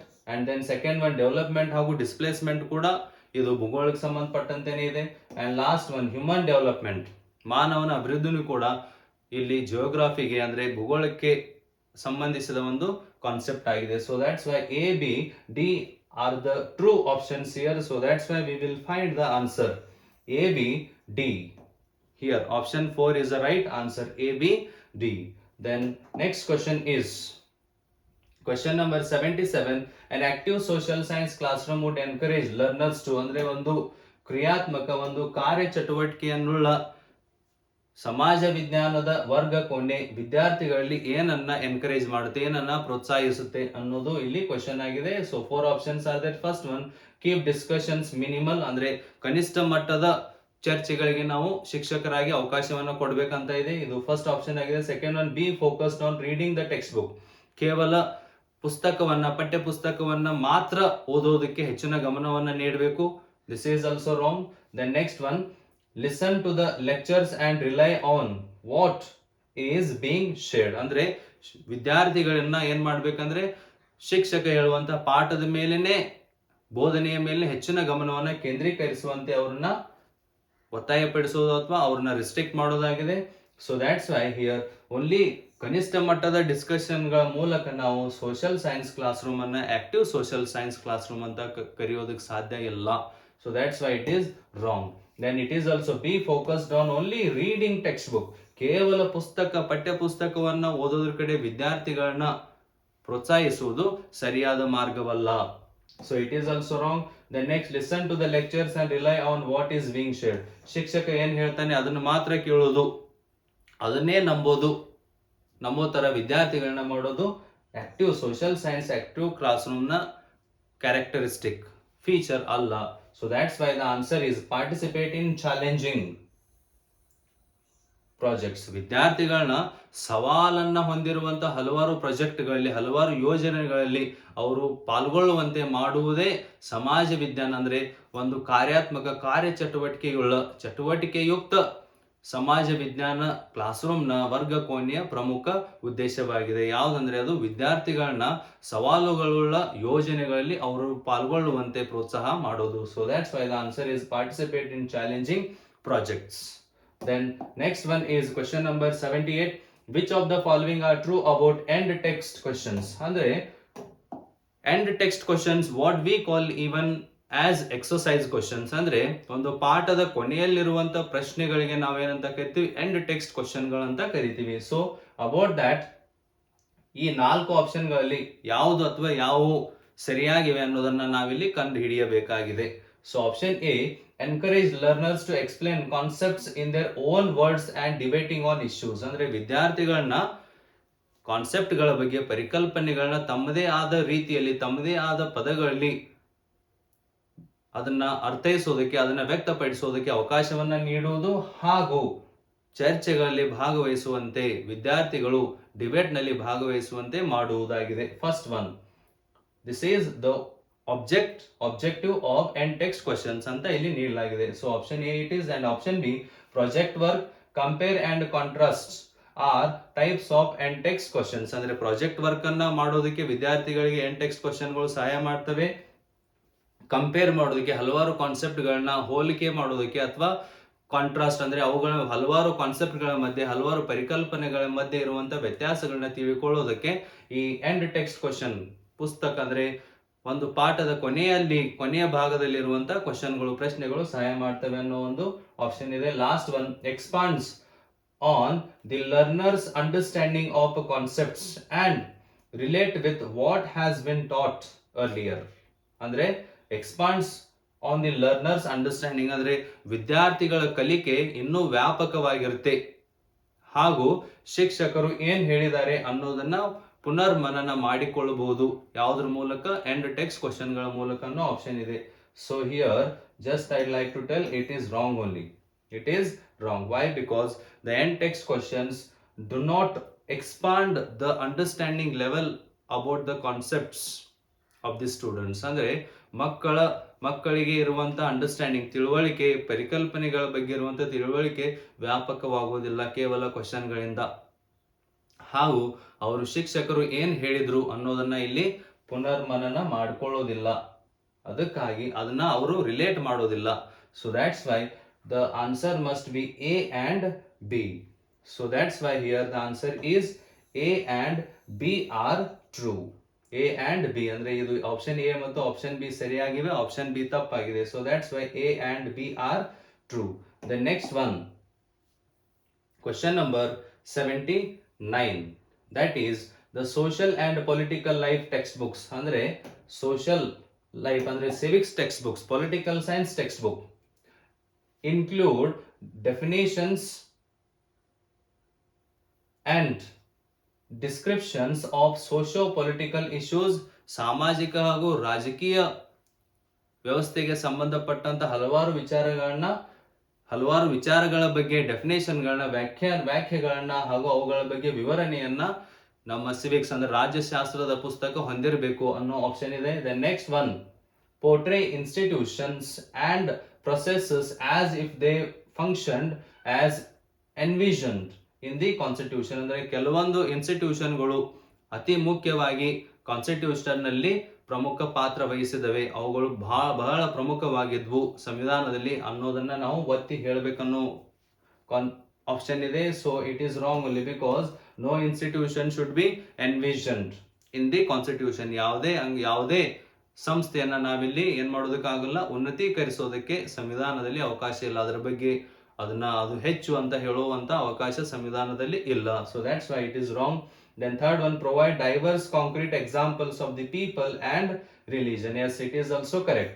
ಹಲವಾರು ಎಕ್ಸಾಂಪಲ್ಗಳನ್ನ ಜನರ ರೀಜನ್ ಅಂದ್ರೆ ಜನರ ಏರಿಯಾಗಳು ಅಥವಾ ಪ್ರಾಂತಗಳ ಬಗ್ಗೆ, ಪ್ರಾದೇಶಿಕತೆಯ ಬಗ್ಗೆ ಹಲವಾರು ವಿಚಾರಗಳನ್ನ ನಾವಿಲ್ಲಿ ಅಥವಾ ಜನರ ಬಗ್ಗೆ ನಾವು ವಿಚಾರಗಳನ್ನ ವಿದ್ಯಾರ್ಥಿಗಳಿಗೆ ನೀಡಬಹುದು, ಅದನ್ನ ಟ್ರಾನ್ಸ್ಮಿಟ್ ಮಾಡಬಹುದು ಅಂತ ಆದಂತ ಒಂದು ಆಪ್ಷನ್ ಇದೆ. So that's why it is also correct and it is also correct. So that's why the answer is A and C. A ಮತ್ತು C ಏನಾಗಿದೆ ಅಂದ್ರೆ ಇಲ್ಲಿ ಸರಿಯಾದ ಉತ್ತರವಾಗಿದೆ. Then next one, question number 80. After narrating Dr. Ambedkar's experience on the way to Koregaon, a teacher asked asked, do you think people at the station discriminated against Dr. B.R. Ambedkar and his brothers? Ambedkar ಹಾಗೂ ಅವರ ಸಹೋದರರು ಕೋರೆಗಾಂವ್ಗೆ ಹೋಗುವ ಸಮಯದಲ್ಲಿ ಪ್ರಯಾಣವನ್ನು ಬೆಳೆಸುವುದರಲ್ಲಿ ಹಲವಾರು ಅಸಮಾನತೆಯ ಅನುಭವಗಳನ್ನ ಅವರು ಪಡೆದರು. ಇಲ್ಲಿ ಕ್ವಶನ್ ಏನಿದೆ, do you think people at the station discriminated against doctor Ambedkar and his brothers? ಅಂದ್ರೆ ಇದನ್ನ ನಾವು ಏನಂತ ತಿಳ್ಕೊಳ್ಬೇಕು? ವಿದ್ಯಾರ್ಥಿಗಳಿಗೆ ಇಲ್ಲೇನ್ ಕ್ವಶನ್ ಇದೆ ಅಂದ್ರೆ, ಅಥವಾ ನಮಗೇನ್ ಕ್ವಶನ್ ಇದೆ ಅಂದ್ರೆ, after narrating Dr. B.R. Ambedkar's experience on the way to ಕೋರೆಗಾಂವ್ಗೆ ಹೋಗುವ ಸಮಯದಲ್ಲಿ ಅಂಬೇಡ್ಕರ್ ಅವರು ಪಡೆದ ಅನುಭವದ ಬಗ್ಗೆ ಇಲ್ಲೊಂದು ಕ್ವಶನ್ ಇದೆ. ಏನಂದ್ರೆ, do you think people at the station discriminated against B.R. Ambedkar and his brothers? ನೀವು ಈ ತರ ವಿಚಾರ ಮಾಡ್ತೀರಾ ಅನ್ನೋ ಕ್ವಶನ್ ಇದೆ. ಯಾವ ತರ ವಿಚಾರ ಅಂದ್ರೆ, ಅಂಬೇಡ್ಕರ್ ಹಾಗೂ ಅವರ ಸಹೋದರರು ಏನಾದ್ರೂ ಜಾತಿ ಭೇದಕ್ಕೊಳಗಾದ್ರು, ನೀವು ಈ ತರ ವಿಚಾರವನ್ನ ಮಾಡ್ತೀರಾ ಅನ್ನೋ ಕ್ವಶನ್ ಇದೆ. So we will see that in this question which skill is the teacher emphasising? ಅಂದ್ರೆ ಈ ಕ್ವಶನ್ ಮೂಲಕ ಶಿಕ್ಷಕ ಯಾವ ಕೌಶಲ್ಯವನ್ನ ವಿದ್ಯಾರ್ಥಿಗಳಲ್ಲಿ ಬೆಳೆಸ್ತಾ ಇದ್ದಾರೆ ಅಥವಾ ತುಂಬ್ತಾ ಇದ್ದಾರೆ ಅಥವಾ ಅಭಿವೃದ್ಧಿ ಪಡಿಸ್ತಾ ಇದ್ದಾರೆ ಅನ್ನೋ ಕ್ವಶನ್ ಇದೆ. Comparing experience? No. Compare experience ಗಳನ್ನ, ಅನುಭವಗಳನ್ನ ಹೋಲಿಕೆ ಮಾಡೋದಂತ ಇದೆ. ತಪ್ಪಾಗಿದೆ, ಇದು ಕಂಪೇರ್ ಮಾಡೋಕೆ ಸಾಧ್ಯ ಇಲ್ಲ. Then next one, infer from situations. Yes, infer from situations. Infer from situation means the ability to use our strength or our power in unknown situations. ಅಂದ್ರೆ ನಮಗೆ ಗೊತ್ತಿಲ್ಲದಿರುವಂತ ಪರಿಸ್ಥಿತಿಗಳಲ್ಲಿ ನಮ್ಮ ಶಕ್ತಿಯನ್ನ ಬಳಕೆ ಮಾಡುವುದು, ಅಥವಾ ನಮ್ಮಲ್ಲಿರುವಂತ ಕಲೆಯನ್ನ, ಕೌಶಲ್ಯವನ್ನ, ಅಥವಾ ನಮ್ಮಲ್ಲಿರುವಂತ ಸಮಯ ಪ್ರಜ್ಞೆಯನ್ನ ಬಳಕೆ ಮಾಡೋದಾಗಿದೆ. That is what we call infer from situations. ಅಂದ್ರೆ ಅನ್ನೋನ್ ಸಿಚುವೇಶನ್ ಗಳಲ್ಲಿ ನಾವು we have to perform well. I mean, we have to be careful and we must have sense of mind. So that's why that is the option. The next one, cause and effect, it is also wrong. And then hypothesizing situation, ಇದು ಅಂದ್ರೆ ಇದು ವೈಭವೀಕರಿಸೋದಂತ ನಾವು ಕರಿತೀವಿ. ವೈಭವೀಕರಿಸೋದಂತಾನು ಕೂಡ ನಾವು ಇದನ್ನ ಹೈಪೋಥೈಸೈಸಿಂಗ್ ಅಂತ ಕರಿತೀವಿ. So that is also wrong. So that's Y infer from situations ಅಂದ್ರೆ ಆ ಪರಿಸ್ಥಿತಿಯಲ್ಲಿ ನಾವು ನಿಜವಾಗ್ಲೂ ಏನ್ ಮಾಡಬೇಕು, ಅನ್ನೋನ್ ಪರಿಸ್ಥಿತಿಗಳಲ್ಲಿ ನಮಗೆ ಅಪರಿಚಿತವಾಗಿರುವಂತ ಕೆಲವೊಂದು ಸನ್ನಿವೇಶಗಳು ನಾವು ಯಾವ ತರ ಇರಬೇಕು ಅನ್ನೋದನ್ನ ಕಲಿಬೇಕಾಗಿದೆ ಅನ್ನೋಂತ ಕೌಶಲ್ಯವನ್ನ ಇಲ್ಲಿ ಶಿಕ್ಷಕ ಈ ಕ್ವಶನ್ ಕೇಳುವುದರ ಮೂಲಕ ವಿದ್ಯಾರ್ಥಿಗಳಲ್ಲಿ ಬೆಳೆಸಬಹುದು. So that's Y infer from situations is the right answer. Then next one, question number 81, introduce the theme markets, which would be the best pedagogical method? ಅಂದ್ರೆ ಬೋಧನಾ ಕೌಶಲ್ಯ, ಬೋಧನಾ ಪರಿಕಲ್ಪನೆಗಳಲ್ಲಿ, ಬೋಧನಾ ಥಿಯರಿಗಳಲ್ಲಿ ಯಾವುದು ಪ್ರಮುಖವಾಗಿ ಮಾರ್ಕೆಟ್ ಅನ್ನೋ ಕಾನ್ಸೆಪ್ಟ್ ಅನ್ನ ಹೇಳೋದ್ರಲ್ಲಿ ನಾವು ಬಳಕೆ ಮಾಡುವುದು ಸೂಟೇಬಲ್ ಆಗಿದೆ. Text book reading and discussion, ಕೇವಲ ಪಠ್ಯ ಪುಸ್ತಕವನ್ನು ಓದುವುದು ಮತ್ತು ಅದರ ಬಗ್ಗೆ ಚರ್ಚೆ ಮಾಡೋದಾಗಿದೆ. This is then wrong only about markets. ಮಾರುಕಟ್ಟೆಗಳ ಬಗ್ಗೆ ಹೇಳುವಾಗ ಕೇವಲ ಪುಸ್ತಕವನ್ನು ಓದಿದ್ರೆ ವಿದ್ಯಾರ್ಥಿಗಳಿಗೆ ಮಾರುಕಟ್ಟೆ ಬಗ್ಗೆ ತಿಳಿಸಿಕೊಡೋದಕ್ಕೆ ಸಾಧ್ಯ ಇಲ್ಲ. The next one, inviting a shopkeeper for an interview to the class. Then next one, showing pictures of various markets. ಅಂದ್ರೆ ಹಲವಾರು ಚಿತ್ರಗಳನ್ನ ಮಾರ್ಕೆಟ್ಗಳ ಬಗ್ಗೆ ಇರುವಂತ ಚಿತ್ರಗಳನ್ನ ವಿದ್ಯಾರ್ಥಿಗಳಿಗೆ ತೋರಿಸೋದ್ರ ಮೂಲಕ ಮಾರ್ಕೆಟ್ ಬಗ್ಗೆ ಪರಿಕಲ್ಪನೆಯನ್ನ ಸಂಪೂರ್ಣವಾಗಿ ವಿದ್ಯಾರ್ಥಿಗಳಲ್ಲಿ ಮೂಡಿಸೋದಕ್ಕೆ ಸಾಧ್ಯ ಇಲ್ಲ. Then next one, locating major markets around the school on a map.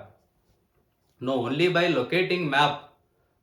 locating the school and market in the map, it is not possible to inculcate the idea about the concept called market into the hearts or into the minds of student. It is not at all possible. So that's why it is also wrong. So that's why inviting a shopkeeper for an interview to the school is the right way through which we can introduce the theme called markets to the students. ಅಂದ್ರೆ markets ಅನ್ನೋ ಒಂದು concept ಅನ್ನ ವಿದ್ಯಾರ್ಥಿಗಳಿಗೆ ನಾವು ಕಲಿಸಬೇಕಾದ್ರೆ ಅಲ್ಲಿ ಒಬ್ರು shop keeper ಅನ್ನ, ಅಂಗಡಿ ಮಾಲೀಕರನ್ನ ಕರೆದು ಅವ್ರನ್ನ ಸಂದರ್ಶನ ಮಾಡೋದ್ರ ಮೂಲಕ ವಿದ್ಯಾರ್ಥಿಗಳಿಗೆ ಮಾರ್ಕೆಟ್ ನ ಬಗ್ಗೆ ಪರಿಕಲ್ಪನೆಯನ್ನ ನಾವು ಮೂಡಿಸಬಹುದಾಗಿದೆ. So that's why the answer is option 2, that is inviting a shopkeeper for an interview to the class. The next one, 82, question number 82, here the Poem is given, just we will see what is the poem.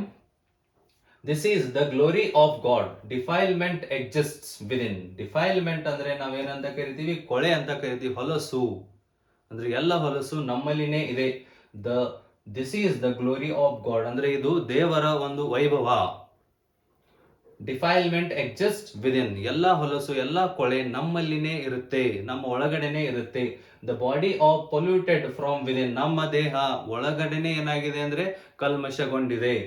B sure of it says the Mahari Choka, ಅಂದ್ರೆ ಇದ್ರ ಬಗ್ಗೆ ಯಾರು ಹೇಳಿದಾರಂದ್ರೆ, ಇಲ್ಲೊಂದು question ಇದೆ, ಇದನ್ನ ಯಾರು ಹೇಳಿರ್ಬೋದು ಅನ್ನೋದು ಕೂಡ ನಾವಿಲ್ಲಿ ತಿಳ್ಕೊಳ್ಬೇಕಾಗುತ್ತೆ.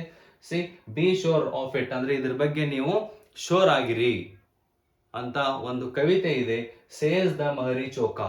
ಮಹರಿ ಚೋಕಾ ಅನ್ನೋದು ಇದೊಂದು ಕಾವ್ಯ ನಾಮವಾಗಿದೆ, ಇದೊಂದು ಕಾವ್ಯ ನಾಮವಾಗಿದೆ. ಸಂತ್ ಸೋರಾಬಾಯಿ, ಸಂತ್ ಸೋರಾಬಾಯಿ ಮಹಿಳೆಯ ಹೆಸರಿದೊಂದು. ಸಂತ್ ಸೋರಾಬಾಯಿ ಅವರು, ಅವರ ಕಾವ್ಯ ನಾಮ ಯಾವ್ದಾಗಿದೆ ಅಂದ್ರೆ ಮಹರಿ ಚೋಕಾ ಆಗಿದೆ. ಸೊ ಸಂತ್ ಸೋರಾಬಾಯಿ ಅವರು ಬರೆದಂತ ಒಂದು ಕವಿತೆಯನ್ನ ಇಲ್ಲಿ ನೀಡಲಾಗಿದೆ.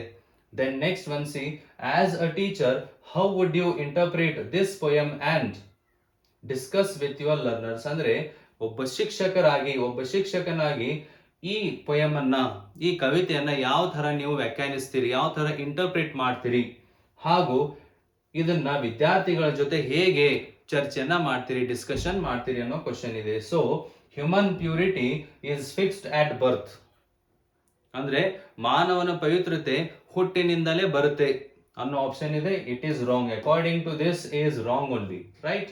Here C, what is there? C defilement exist within, the body is polluted from within, be sure of it ಅಂದ್ರೆ ಇದ್ರ ಬಗ್ಗೆ ನೀವು ತಿಳ್ಕೊಳ್ಳಿ ಅನ್ನೋ ಕ್ವಶನ್ ಇಲ್ಲಿ ಕವಿತೆ ಇದೆ.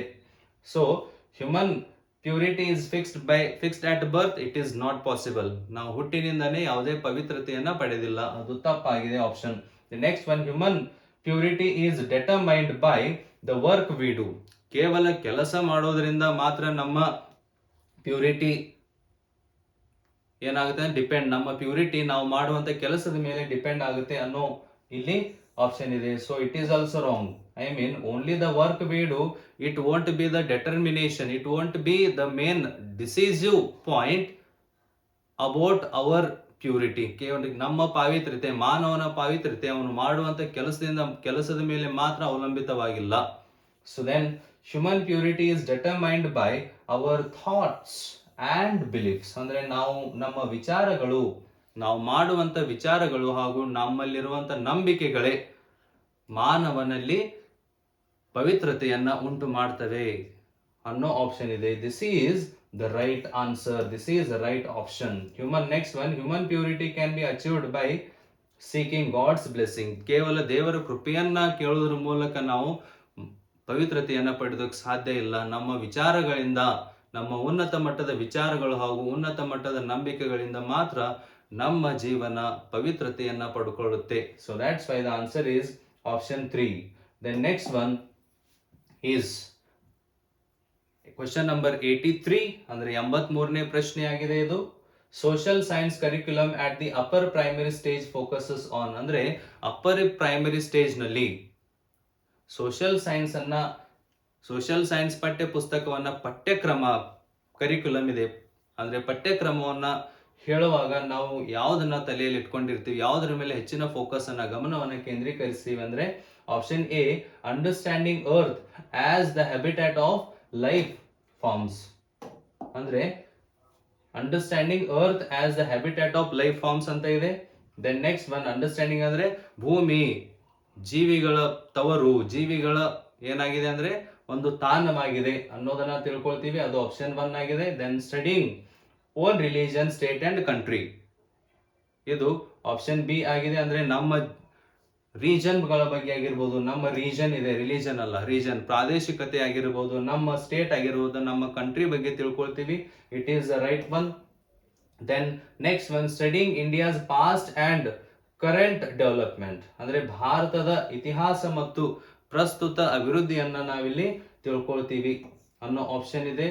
So first one, understanding earth as the habitat of life forms. So here 3 options are given. As you can see here, 3 A, B, C are given. So the answer is here All three options are right only. So that's why the answer is A, B and C. A, B, C is the right. A, B, C is the right answer in this question. Then next one we will go now. That is here is in front of you. That is question number 84. Using a globe and a source of light, a teacher can demonstrate the following concepts. ಅಂದ್ರೆ globe ಅನ್ನ ಬಳಕೆ ಮಾಡಿ ಹಾಗೂ ಬೆಳಕಿನ ಮೂಲವನ್ನ ಬಳಕೆ ಮಾಡಿ ಶಿಕ್ಷಕ ಯಾವ ಕಾನ್ಸೆಪ್ಟ್ ಅನ್ನು ಯಾವ ಪರಿಕಲ್ಪನೆಯನ್ನ ಇಲ್ಲಿ ಬೋಧನೆ ಮಾಡಬಹುದು ಅನ್ನೋ ಕ್ವಶನ್ ಇದೆ. So just we will see rotation ಬಗ್ಗೆ ಬೋಧನೆ ಮಾಡಬಹುದು. ಅಂದ್ರೆ earth is rotating on its own axis even it is revolving around the orbit of the sun. ಭೂಮಿ ಸೂರ್ಯನ ಸುತ್ತಾ ಇದೆ, ಹಾಗೆ ಭೂಮಿ ತನ್ನ ಸುತ್ತ ತಾನೇ ಸುತ್ತಾ ಇದೆ. ಭೂಮಿ ತನ್ನ ಸುತ್ತ ತಾನೇ ಸುತ್ತುವುದನ್ನ ನಾವು ಇಂಗ್ಲಿಷ್ ನಲ್ಲಿ ರೊಟೇಷನ್ ಅಂತ ಕರಿತೀವಿ. ಭೂಮಿ ಸೂರ್ಯನ ಸುತ್ತುವುದನ್ನ ಏನಂತ ಕರಿತೀವಿ ಅಂದ್ರೆ ರೆವಲ್ಯೂಷನ್ ಅಂತ ಕರಿತೀವಿ. ಸೊ ಈ ರೊಟೇಷನ್ ಇದೆ ಅಂದ್ರೆ ಭೂಮಿ ತನ್ನ ಸುತ್ತುತ್ತಾ ಇದೆ. ಅದನ್ನ ನಾವು ಗ್ಲೋಬ್ ಮತ್ತು ಬೆಳಕಿನ ಮೂಲವನ್ನ ತೆಗೆದುಕೊಂಡು ಇಲ್ಲಿ ಬೋಧನೆ ಮಾಡಬಹುದು ಅನ್ನೋದಿದೆ. Yes, we can do that. Rotation we can teach to the students with the use of globe and source of light. Then day and night ಇದೆ ಅಂದ್ರೆ ಹಗಲು ಮತ್ತು ರಾತ್ರಿಯನ್ನು ಕೂಡ ಇಲ್ಲಿ ನಾವು ಹೇಳ್ಬಹುದು. ಇದು ಕೂಡ ಸರಿಯಾದ ಆಯ್ಕೆ ಆಗಿದೆ. Then next one seasonal variation ಅಂದ್ರೆ ಕಾಲಗಳ ಬದಲಾವಣೆಯನ್ನ ನಾವು ಇಲ್ಲಿ ಹೇಳ್ಬಹುದು. In the previous watch the previous video, it is the most important session to the 2021 CTET examinations. ಅಂದ್ರೆ ಮುಂದೆ ಬರುವಂತ CTET ಎಕ್ಸಾಮಿನೇಷನ್ಗೆ ಪ್ರಮುಖವಾದ ವಿಡಿಯೋ ಆಗಿದೆ ನಮ್ಮ ಹಿಂದಿನ ವಿಡಿಯೋ. ಅದಕ್ಕಾಗಿ ಅದನ್ನ ಕಂಪಲ್ಸರಿ ವಾಚ್ ಮಾಡಿ, ವೀಕ್ಷಿಸಿ. ಇದರಿಂದ ನಿಮಗೆ ಹೆಲ್ಪ್ ಆಗುತ್ತೆ. And about this question also you will get more information in that class. And then see distribution of rainfall ಅಂದ್ರೆ ಮಳೆಯ ಬಗ್ಗೆ ಮಳೆಯ ಡಿಸ್ಟ್ರಿಬ್ಯೂಷನ್ ಬಗ್ಗೆ ತಿಳ್ಕೊಳ್ಬಹುದು ಈ ಲೈಟ್ ಮತ್ತು ಗ್ಲೋಬ್ ಅನ್ನ ಯೂಸ್ ಮಾಡಿ ಅನ್ನೋ ಒಂದು ಆಪ್ಷನ್ ಇದೆ. We can't do this about distribution of rainfall. We can't learn with the use of globe and source of light. ಕೇವಲ ಗ್ಲೋಬ್ ಮತ್ತು ಸೋರ್ಸ್ ಆಫ್ ಲೈಟ್ ನ ಮೂಲಕ ನಾವು ರೇನ್ಫಾಲ್ ಬಗ್ಗೆ, ಡಿಸ್ಟ್ರಿಬ್ಯೂಷನ್ ಆಫ್ ರೇನ್ಫಾಲ್ ಬಗ್ಗೆ ನಾವು ತಿಳ್ಕೊಳ್ಳೋದಕ್ಕೆ ಸಾಧ್ಯ ಇಲ್ಲ. ಆದ್ರೆ ರೊಟೇಷನ್ ಬಗ್ಗೆ, ಡೇ ಅಂಡ್ ನೈಟ್ ಬಗ್ಗೆ ಹಾಗೂ ಸೀಸನಲ್ ವೇರಿಯೇಷನ್ ಗಳ ಬಗ್ಗೆ ನಾವಿಲ್ಲಿ ತಿಳ್ಕೊಳ್ಬಹುದು. So that's why A, B, C are correct. So we will find that option. So here is option A, B, C. It is the right option. Then next one 85, question number 85, that is, see, as a teacher you can make interlinkages while discussing iron smelters and factory owners, a theme in history with which one of the following chapters of geography textbook. Andre now you know that in the upper primary stage as well as in the high school stage we divide the social science textbook into 4 sections. As already we have discussed about this in the class in which we have analyzed the question paper, CTET question paper of 2018. 2018ರ December month ನಲ್ಲಿ ಆದಂತಹ question paper ಅನ್ನ ನಾವು ಈಗಾಗಲೇ ಒಮ್ಮೆ discussion ಮಾಡಿದೀವಿ. ಅದರಲ್ಲಿ ಇದರ ಬಗ್ಗೆ ನಾವು ಅಂದ್ರೆ ಯಾವ ತರ ಸಮಾಜ ವಿಜ್ಞಾನ ಪಠ್ಯ ಪುಸ್ತಕವನ್ನ 4 ಭಾಗಗಳಾಗಿ ವಿಂಗಡಣೆ ಮಾಡಲಾಗಿದೆ, 4 ವಿಭಾಗಗಳಲ್ಲಿ ನಾವು ಡಿವೈಡ್ ಮಾಡಿದೀವಿ ಅನ್ನೋದ್ರ ಬಗ್ಗೆನೂ ಕೂಡ ತಿಳ್ಕೊಂಡಿದ್ದೀವಿ. So watch that too, you will understand more about this. Then here the question is ಅಂದ್ರೆ ಇತಿಹಾಸದ ಒಂದು ಕಾನ್ಸೆಪ್ಟ್ ಅನ್ನ ಬೋಧನೆ ಮಾಡುವಾಗ ಯಾವ ಕಾನ್ಸೆಪ್ಟ್ ಅಂದ್ರೆ ಅದು ಐರನ್ ಸ್ಮೆಲ್ಟರ್ಸ್ ಮತ್ತು ಫ್ಯಾಕ್ಟರಿ ಓನರ್ಸ್. ಐರನ್ ಸ್ಮೆಲ್ಟರ್ಸ್ ಹಾಗೂ ಫ್ಯಾಕ್ಟರಿ ಓನರ್ಸ್, ಕಬ್ಬಿನ ಕರಗಿಸುವವರು ಹಾಗೂ ಫ್ಯಾಕ್ಟರಿಯ ಮಾಲೀಕರು ಅನ್ನೋ ಒಂದು ಥೀಮ್ ಇದೆ, ಅನ್ನೋ ಒಂದು ಪಾಠ ಇದೆ. ಇದನ್ನ ನಾವು ಸಮಾಜ ವಿಜ್ಞಾನದ ಭೂಗೋಳಕ್ಕೆ ಅಂದ್ರೆ ಜಿಯೋಗ್ರಾಫಿಯ ಯಾವ ಲೆಸನ್ಗೆ ನಾವು ಇದನ್ನ ಕನೆಕ್ಟ್ ಮಾಡಬಹುದು, ಇಂಟರ್ಲಿಂಕ್ ಮಾಡಬಹುದು, ಅದನ್ನ ಜಾಯಿನ್ ಮಾಡಬಹುದು ಅಥವಾ ಲಿಂಕ್ ಅಲ್ಲಿ ಕ್ರಿಯೇಟ್ ಮಾಡಬಹುದು ಅನ್ನೋ ಒಂದು ಕನೆಕ್ಟ್ ಮಾಡಬಹುದು ಅನ್ನೋ ಒಂದು ಕ್ವಶನ್ ಇದೆ. ಸೊ ಇದನ್ನ ಮಿನರಲ್ ರಿಸೋರ್ಸ್ ಗೆ ನಾವು ಕನೆಕ್ಟ್ ಮಾಡಬಹುದು ಅನ್ನೋ ಒಂದು ಆಪ್ಷನ್ ಇದೆ. It is wrong. And power resource, yes, it is also wrong. Then inside our earth, it is also wrong, because see, mineral resources are there is no chapter called mineral resources, there is no chapter called power resources, and there is a chapter called inside our earth. But inside our earth, the concepts we learn in that particular chapter is different. So even power resources also. Here we'll learn about the various power resources ಅಂದ್ರೆ ಶಕ್ತಿಯ ಮೂಲಗಳ ಬಗ್ಗೆ ತಿಳ್ಕೊಳ್ತೀವಿ ಇದು ಈ lesson ನಲ್ಲಿ. ಆದ್ರೆ iron ಬಗ್ಗೆ ಇಲ್ಲಿ ನಾವು ಕಲಿಯೋದಿಲ್ಲ. Even in the mineral resource also we won't learn much about iron in the mineral resource. So mainly we learn in the industries. ಅಂದ್ರೆ ಐರನ್ ಅನ್ನ ನಾವು ಇಂಡಸ್ಟ್ರೀಸ್ ಅನ್ನೋ ಒಂದು ಲೆಸನ್ಗೆ ನಾವು ಜಿಯೋಗ್ರಫಿಯ ಲೆಸನ್ಗೆ ಕನೆಕ್ಟ್ ಮಾಡಿ ಬೋಧನೆಯನ್ನ ಮಾಡಬಹುದು. So that's why industries is the right answer. Then next question is the next question here. Even the options are also given, you can see here. Even I told you the most important thing here, that it can be connected to the industries. I said, even I said that it can be connected to the mineral resources, as well as we can connect to the other two options C and D. Here choose the correct option is there. ಅಂದ್ರೆ ಈ ನಾಲ್ಕರಲ್ಲಿ ಯಾವುದು ಒಂದು ಸರಿಯಾದ ಆಯ್ಕೆಯಾಗಿದೆ ಅನ್ನೋದನ್ನ ನಾವಿಲ್ಲಿ ಕಂಡು ಹಿಡಿಯಬೇಕಾಗಿದೆ. ಫಸ್ಟ್ ಆಪ್ಷನ್ ಏನಾಗಿದೆ ಅಂದ್ರೆ ಎ ಬಿ ಸಿ ಆಗಿದೆ, second one A B D, third one A C D ಆಗಿದೆ, ಅಂಡ್ ಹಾಗೂ ಇನ್ನೊಂದು ಯಾವ್ದಾಗಿದೆ ಅಂದ್ರೆ ಅದು ಬಿ ಸಿ ಹಾಗೂ ಡಿ ಆಗಿದೆ. ಇದರ ಬಗ್ಗೆ ನಾವಿಲ್ಲಿ ತಿಳ್ಕೊಳ್ಳೋಣ ಈಗ ಫೈನಲ್ ಆಗಿ. So here the answer is option 2. I mean A, B, D ಇದೊಂದು ಸರಿಯಾದ ಉತ್ತರವಾಗಿದೆ. A, B, D ಇಲ್ಲಿದೆ ನೋಡಿ. A, B, D ಇದೊಂದು ಸರಿಯಾದ ಉತ್ತರವಾಗಿದೆ. ಮಿನರಲ್ ರಿಸೋರ್ಸ್ ನಲ್ಲೂ ಕೂಡ ಸ್ವಲ್ಪ ಮಟ್ಟಿಗೆ ನಾವು ಐರನ್ ಬಗ್ಗೆ ಇಲ್ಲಿ ತಿಳ್ಕೊಳ್ತೀವಿ, ಐರನ್ ಓರ್ ಬಗ್ಗೆ ಇಲ್ಲಿ ತಿಳ್ಕೊಳ್ತೀವಿ, ಹಾಗೂ ಈವನ್ ಬಿ ನಲ್ಲೂ ಕೂಡ ಇಂಡಸ್ಟ್ರಿನಲ್ಲೂ ಕೂಡ ಇಲ್ಲಿ ನಾವು ತಿಳ್ಕೊಳ್ತೀವಿ ಐರನ್ ಬಗ್ಗೆ. ಹಾಗೂ ಡಿ ಅಂದ್ರೆ ಇನ್ಸೈಡ್ ಅವರ್ ಅರ್ತ್ ಬಗ್ಗೆನೂ ಕೂಡ ಇಲ್ಲಿ ನಾವು ಸ್ವಲ್ಪ ಮಟ್ಟಿಗೆ ತಿಳ್ಕೊಳ್ತೀವಿ. ಆದ್ರೆ ಜಾಸ್ತಿ ತಿಳ್ಕೊಳ್ಳೋದು ಎಲ್ಲಿ ಅಂದ್ರೆ ಅದು ಬಿ ನಲ್ಲಿ. ಅದು ಯಾವ್ದಂದ್ರೆ ಅದು industries. So that's why A B D are correct. Power resource ನಲ್ಲಿ ನಾವು ಐರನ್ ಬಗ್ಗೆ ನಾವಿಲ್ಲಿ ತಿಳ್ಕೊಳ್ಳೋದಿಲ್ಲ, ಶಕ್ತಿಯ ಮೂಲಗಳ ಬಗ್ಗೆ ಮಾತ್ರ ತಿಳ್ಕೊಳ್ತೀವಿ. So that's why A B D is the right answer. Then next one is question number 86. In a city school, the best method to introduce types of forests in a geography class would be. ಅಂದ್ರೆ urban ಏರಿಯಾದಲ್ಲಿರುವಂತ ನಗರ ಪ್ರದೇಶದಲ್ಲಿರುವಂತ ಒಂದು school ನಲ್ಲಿ ವಿದ್ಯಾರ್ಥಿಗಳಿಗೆ ಅರಣ್ಯದ ಪ್ರಕಾರಗಳ ಬಗ್ಗೆ ಹೇಳುವಾಗ ಯಾವ method ಅನ್ನ ಬಳಕೆ ಮಾಡಬೇಕು ಅನ್ನೋ ಒಂದು ಕ್ವೆಶ್ಚನ್ ಇದೆ. So first one, organise a field trip or field visit to a forest near to the school. Second one, make a PowerPoint presentation on forest in the region. So it is wrong, because types of forest ಹೇಳುವಾಗ ಬೇರೆ type of forest ಗೆ ಹೋಗಬೇಕಾಗಿರುತ್ತೆ. ಅಂದ್ರೆ ಕೇವಲ ಒಂದು forest ಹೋದ ನಂತರ ಅದರ ಬಗ್ಗೆ ಸಂಪೂರ್ಣವಾದ ಕಾನ್ಸೆಪ್ಟ್ ಅರ್ಥ ಆಗೋದಿಲ್ಲ ವಿದ್ಯಾರ್ಥಿಗಳಿಗೆ. The next one is make a PowerPoint presentation. It is also wrong. ಕೇವಲ PowerPoint presentation ಮೂಲಕ ಹೇಳಿದ್ರೆ ಟೈಪ್ಸ್ ಆಫ್ ಫಾರೆಸ್ಟ್ ಬಗ್ಗೆ ವಿದ್ಯಾರ್ಥಿಗಳಿಗೆ ಸಂಪೂರ್ಣವಾದ ಪರಿಕಲ್ಪನೆ ಉಂಟಾಗೋದಿಲ್ಲ. The next one, screen a documentary on different types of forest. It is the right answer. ಅಂದ್ರೆ documentary films ಏನಿರ್ತವೆ, ಸಣ್ಣ short documentary films, ಅವುಗಳನ್ನ ತೋರಿಸುವುದರ ಮೂಲಕ ಟೈಪ್ಸ್ ಆಫ್ ಫಾರೆಸ್ಟ್ ಗಳ ಬಗ್ಗೆ ನಾವು ಸಂಪೂರ್ಣವಾದ ಪರಿಕಲ್ಪನೆಯನ್ನ ವಿದ್ಯಾರ್ಥಿಗಳಲ್ಲಿ ಮೂಡಿಸಬಹುದು, ಉಂಟು ಮಾಡಬಹುದು. So that's why the answer is option C. Then next one is 87. Question number is 87. To develop practical skills among learners while discussing earthquakes, teachers should focus on. ಅಂದ್ರೆ ಇಲ್ಲಿ ಪ್ರಾಕ್ಟಿಕಲ್ ಸ್ಕಿಲ್ಸ್ ಗಳನ್ನ ವಿದ್ಯಾರ್ಥಿಗಳ ರಿಯಾಲಿಟಿ ಸ್ಕಿಲ್ಸ್ ಗಳನ್ನ ವಿದ್ಯಾರ್ಥಿಗಳಲ್ಲಿ ಬೆಳೆಸುವಾಗ ಯಾವ concept ಗೆ ಸಂಬಂಧಿಸಿದಂತೆ ಅಂದ್ರೆ ಅರ್ತ್ ಕ್ವೇಕ್ ಅಂದ್ರೆ ಭೂಕಂಪನಕ್ಕೆ ಸಂಬಂಧಿಸಿದಂತೆ ವಿದ್ಯಾರ್ಥಿಗಳಲ್ಲಿ ಪ್ರಾಕ್ಟಿಕಲ್ ನಾಲೆಜ್ ಅನ್ನ, ಪ್ರಾಕ್ಟಿಕಲ್ ಕೌಶಲ್ಯಗಳನ್ನ ಬೆಳೆಸುವಾಗ ಶಿಕ್ಷಕ ಯಾವುದರ ಮೇಲೆ ಹೆಚ್ಚಿನ ಗಮನವನ್ನ ನೀಡಬೇಕಂದ್ರೆ types of earthquake no, ಅಂದ್ರೆ ಪ್ರಾಕ್ಟಿಕಲ್ ನಾಲೆಜ್ ಅನ್ನ ಪ್ರಾಕ್ಟಿಕಲ್ ಕೌಶಲ್ಯಗಳನ್ನ ವಿದ್ಯಾರ್ಥಿಗಳಿಗೆ ಹೇಳುವಾಗ, ಅರ್ತ್ ಕ್ವೇಕ್ ಬಗ್ಗೆ ಹೇಳುವಾಗ ಅರ್ತ್ ಕ್ವೇಕ್ ಭೂಕಂಪನದ ಪ್ರಕಾರಗಳ ಬಗ್ಗೆ ಹೇಳಿದ್ರೆ ಪ್ರಯೋಜನ ಆಗೋದಿಲ್ಲ. Precautions during the earthquake, yes precautions during the earthquake, present cases of earthquake ಅಂದ್ರೆ ಈಗಿರುವಂತ ಅರ್ತ್ ಕ್ವೇಕ್ ಕೇಸಸ್ ಯಾವ ಅನ್ನೋದ್ರ ಬಗ್ಗೆ ಹೇಳಬೇಕು. ಹೇಳಿದ್ರೆ ವಿದ್ಯಾರ್ಥಿಗಳಲ್ಲಿ ಪ್ರಾಕ್ಟಿಕಲ್ ನಾಲೆಜ್ ಅಥವಾ ಪ್ರಾಕ್ಟಿಕಲ್ ಸ್ಕಿಲ್ಸ್ ಬೆಳಿಬಹುದಾ?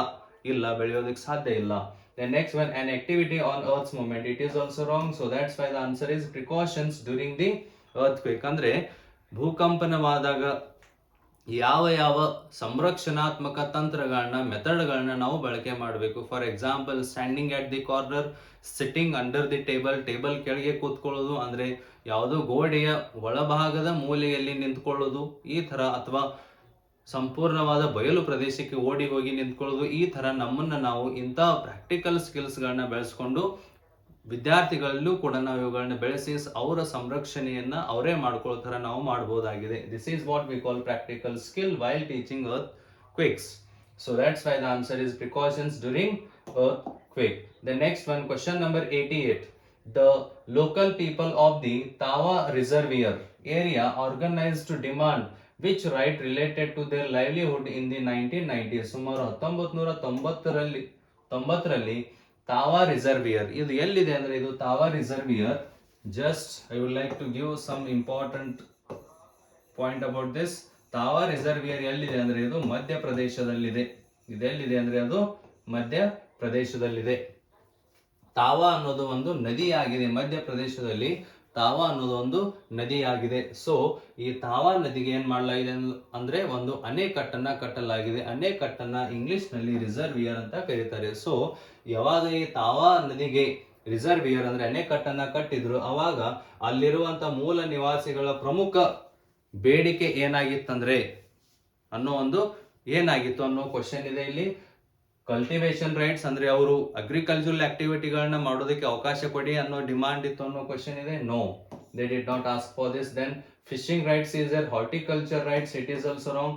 ತೋಟಗಾರಿಕೆ ಮಾಡೋದಕ್ಕೆ ಅವಕಾಶ ಕೊಡಿ, ಹಕ್ಕನ್ನ ನೀಡಿ ಅನ್ನೋ ಡಿಮಾಂಡ್ ಇಲ್ಲ, ಅದು ಇರ್ಲಿಲ್ಲ. ಕಮರ್ಷಿಯಲ್ ಫಾರೆಸ್ಟ್ರಿ ಇದು ಕೂಡ ಇರ್ಲಿಲ್ಲ.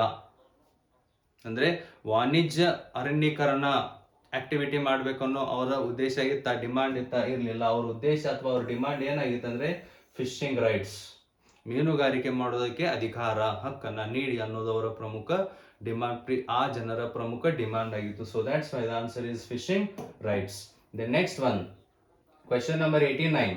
Choose the description that best represents diversity from among the following. ಅಂದ್ರೆ ಇಲ್ಲಿ ನೋಡಿ, just question is very important, this one.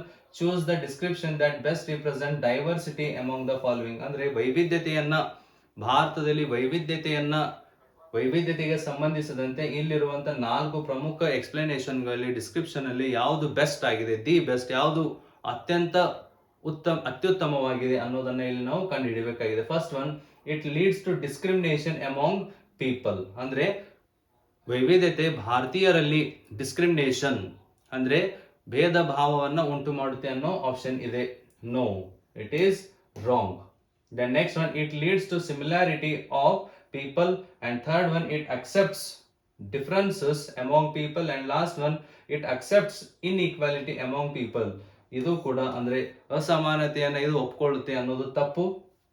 It leads to similarity of people, ಇದು ಕೂಡ ತಪ್ಪಾಗಿದೆ. Correct answer is it accepts differences among people. ಜನರ ಮಧ್ಯೆ ಇರುವಂತಹ ಹಲವಾರು ವೈಯಕ್ತಿಕ ಭಿನ್ನತೆಗಳನ್ನ ಇದು ಏನ್ ಮಾಡುತ್ತೆ, ಅಕ್ಸೆಪ್ಟ್ ಮಾಡುತ್ತೆ. This is the best way, or this is the best description about the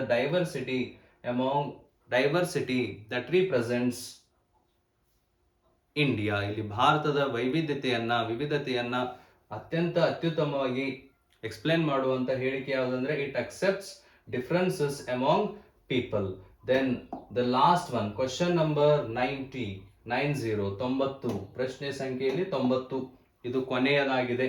so in the context of democracy in India which of the following statements is false. ಅಂದ್ರೆ ಇಲ್ಲಿ 4 ಹೇಳಿಕೆಗಳನ್ನ ನೀಡಿದ್ದಾರೆ. ಇದರಲ್ಲಿ 4 ಹೇಳಿಕೆಗಳಲ್ಲಿ ಯಾವುದು ಭಾರತದ ಪ್ರಜಾಪ್ರಭುತ್ವ ವ್ಯವಸ್ಥೆಗೆ ಸಂಬಂಧಿಸಿದಂತೆ ತಪ್ಪಾಗಿದೆ? ಯಾವ ಹೇಳಿಕೆಯಲ್ಲಿ ಭಾರತದ ಪ್ರಜಾಪ್ರಭುತ್ವ ವ್ಯವಸ್ಥೆಗೆ ಸಂಬಂಧಿಸಿದಂತೆ ತಪ್ಪಾದ ಹೇಳಿಕೆಯಾಗಿದೆ ಅನ್ನೋದನ್ನ ನಾವಿಲ್ಲಿ ಕಂಡು ಹಿಡಿಯಬೇಕಾಗಿದೆ. So that's why now we will find out which is the wrong statement related to the democratic system or democracy in India.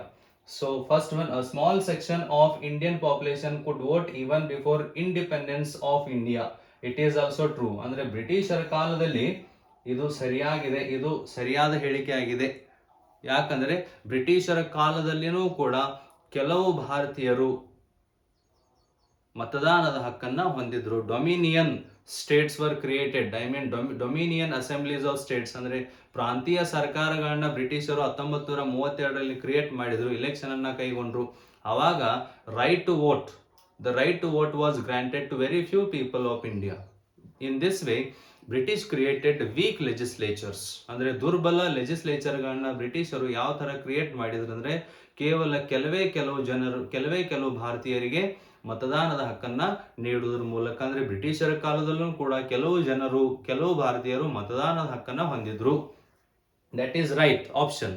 The next one, India adopted representative democracy after independence. It is also the right statement. ಅಂದ್ರೆ ಭಾರತಕ್ಕೆ ಸ್ವಾತಂತ್ರ್ಯ ಬಂದ ನಂತರ ಭಾರತವು representative ಡೆಮೋಕ್ರಸಿಯನ್ನ, ಪ್ರಾತಿನಿಧಿಕ ಡೆಮೋಕ್ರಸಿಯನ್ನ, ಪ್ರಜಾಪ್ರಭುತ್ವವನ್ನ ಆಯ್ಕೆ ಮಾಡಿಕೊಂಡಿತು ಅಥವಾ ಜಾರಿಗೆ ತಂದಿತು ಅನ್ನೋ ಆಪ್ಷನ್ ಇದೆ. Yes, it is also right. Why? Because democracy is divided into two types, direct democracy and indirect democracy. Indirect democracy is also known as representative democracy, and about this in detail we will learn in our regular CTET coaching classes. So idu kuda sariyada ಹೇಳಿಕೆಯಾಗಿದೆ. And third one, in India people participate indirectly in the working of the government. ಅಂದ್ರೆ ಭಾರತೀಯರು ಸರ್ಕಾರದ ಕಾರ್ಯನಿರ್ವಹಣೆಯಲ್ಲಿ indirect ಆಗಿ, ಅಂದ್ರೆ indirect ಆಗಿ ಭಾರತೀಯರು ಸರ್ಕಾರದ ನಿರ್ವಹಣೆಯಲ್ಲಿ ಪಾಲ್ಗೊಳ್ತಾರೆ ಅನ್ನೋ ಆಪ್ಷನ್ ಇದೆ. Yes. Then next last one, the first general election. ಇದು ಕೂಡ ಸರಿಯಾದ ಹೇಳಿಕೆನೇ ಆಗಿದೆ. Then this must be the wrong one. Why? Because see, the first general election after independence was held in 1950. No, ಅಂದ್ರೆ ಇಲ್ಲಿ ಏನಿದೆ ಅಂದ್ರೆ ಸ್ವಾತಂತ್ರ್ಯ ಬಂದ ನಂತರ, ಭಾರತದ ಸ್ವಾತಂತ್ರ್ಯದ ನಂತರ ಪ್ರಥಮ ಇಲೆಕ್ಷನ್, ಲೋಕಸಭಾ ಇಲೆಕ್ಷನ್ಗಳು ಯಾವಾಗ ಆದವು ಅಂದ್ರೆ 1950 ಅಂತ ಇವರು ನೀಡಿದ್ದಾರೆ. ಇದು ತಪ್ಪಾದ ಹೇಳಿಕೆಯಾಗಿದೆ. ಯಾಕಂದ್ರೆ the first Lok Sabha was formed, the first Lok Sabha elections were held in 1951 and 52. 1951 ಹಾಗೂ 52ರಲ್ಲಿ ಭಾರತದಲ್ಲಿ ಮೊಟ್ಟ ಮೊದಲ ಬಾರಿಗೆ ಸ್ವಾತಂತ್ರ್ಯದ ನಂತರ ಇಲೆಕ್ಷನ್ಗಳು, ಲೋಕಸಭಾ ಇಲೆಕ್ಷನ್ಗಳು ಆದವು. ಯಾವಾಗ? 1951, 52ರಲ್ಲಿ, ನಾಟ್ ಇನ್ 1950. 1950ರಲ್ಲಿ ಅಲ್ಲ. ಇದು ಹೇಳಿಕೆ ತಪ್ಪಾಗಿದೆ. So that's why this is the wrong option. And here, according to this question, here it is asked which one of the following statements is false. So that's why this is the right option then. Why? Because the statement is false here. So in this way, in these two sessions, we have completely analyzed the question paper of CTET which was held in the month of January 2021. 2021ರ ಮೊದಲ ಭಾಗದಲ್ಲಿ, ಅಂದರೆ ಜನವರಿ ತಿಂಗಳಿನಲ್ಲಿ ಆದಂತಹ CTET ಪರೀಕ್ಷೆಯ ಸಮಾಜ ವಿಜ್ಞಾನ question paper ಅನ್ನ ನಾವಿಲ್ಲಿ ಸಂಪೂರ್ಣವಾಗಿ ವಿಶ್ಲೇಷಣೆಯನ್ನ 2 ಸೆಷನ್ಗಳಲ್ಲಿ ನಾವು ಮಾಡಿದ್ದೀವಿ. So that's why it is this, and these 2 important sessions are the most important, and these are the must watch sessions. Hope each and every aspirant of CTET watch are these 2 sessions, through which they get much knowledge, and through that they can get, or they can crack the upcoming CTET examinations. And even as we have got huge response from the aspirants, as the admissions are increasing day by day, and huge demand from the CTET aspirants, and it is all because of your support, and it is all because of our effort too. Thank you everyone. Jai Hind, my dear aspirants of various examinations.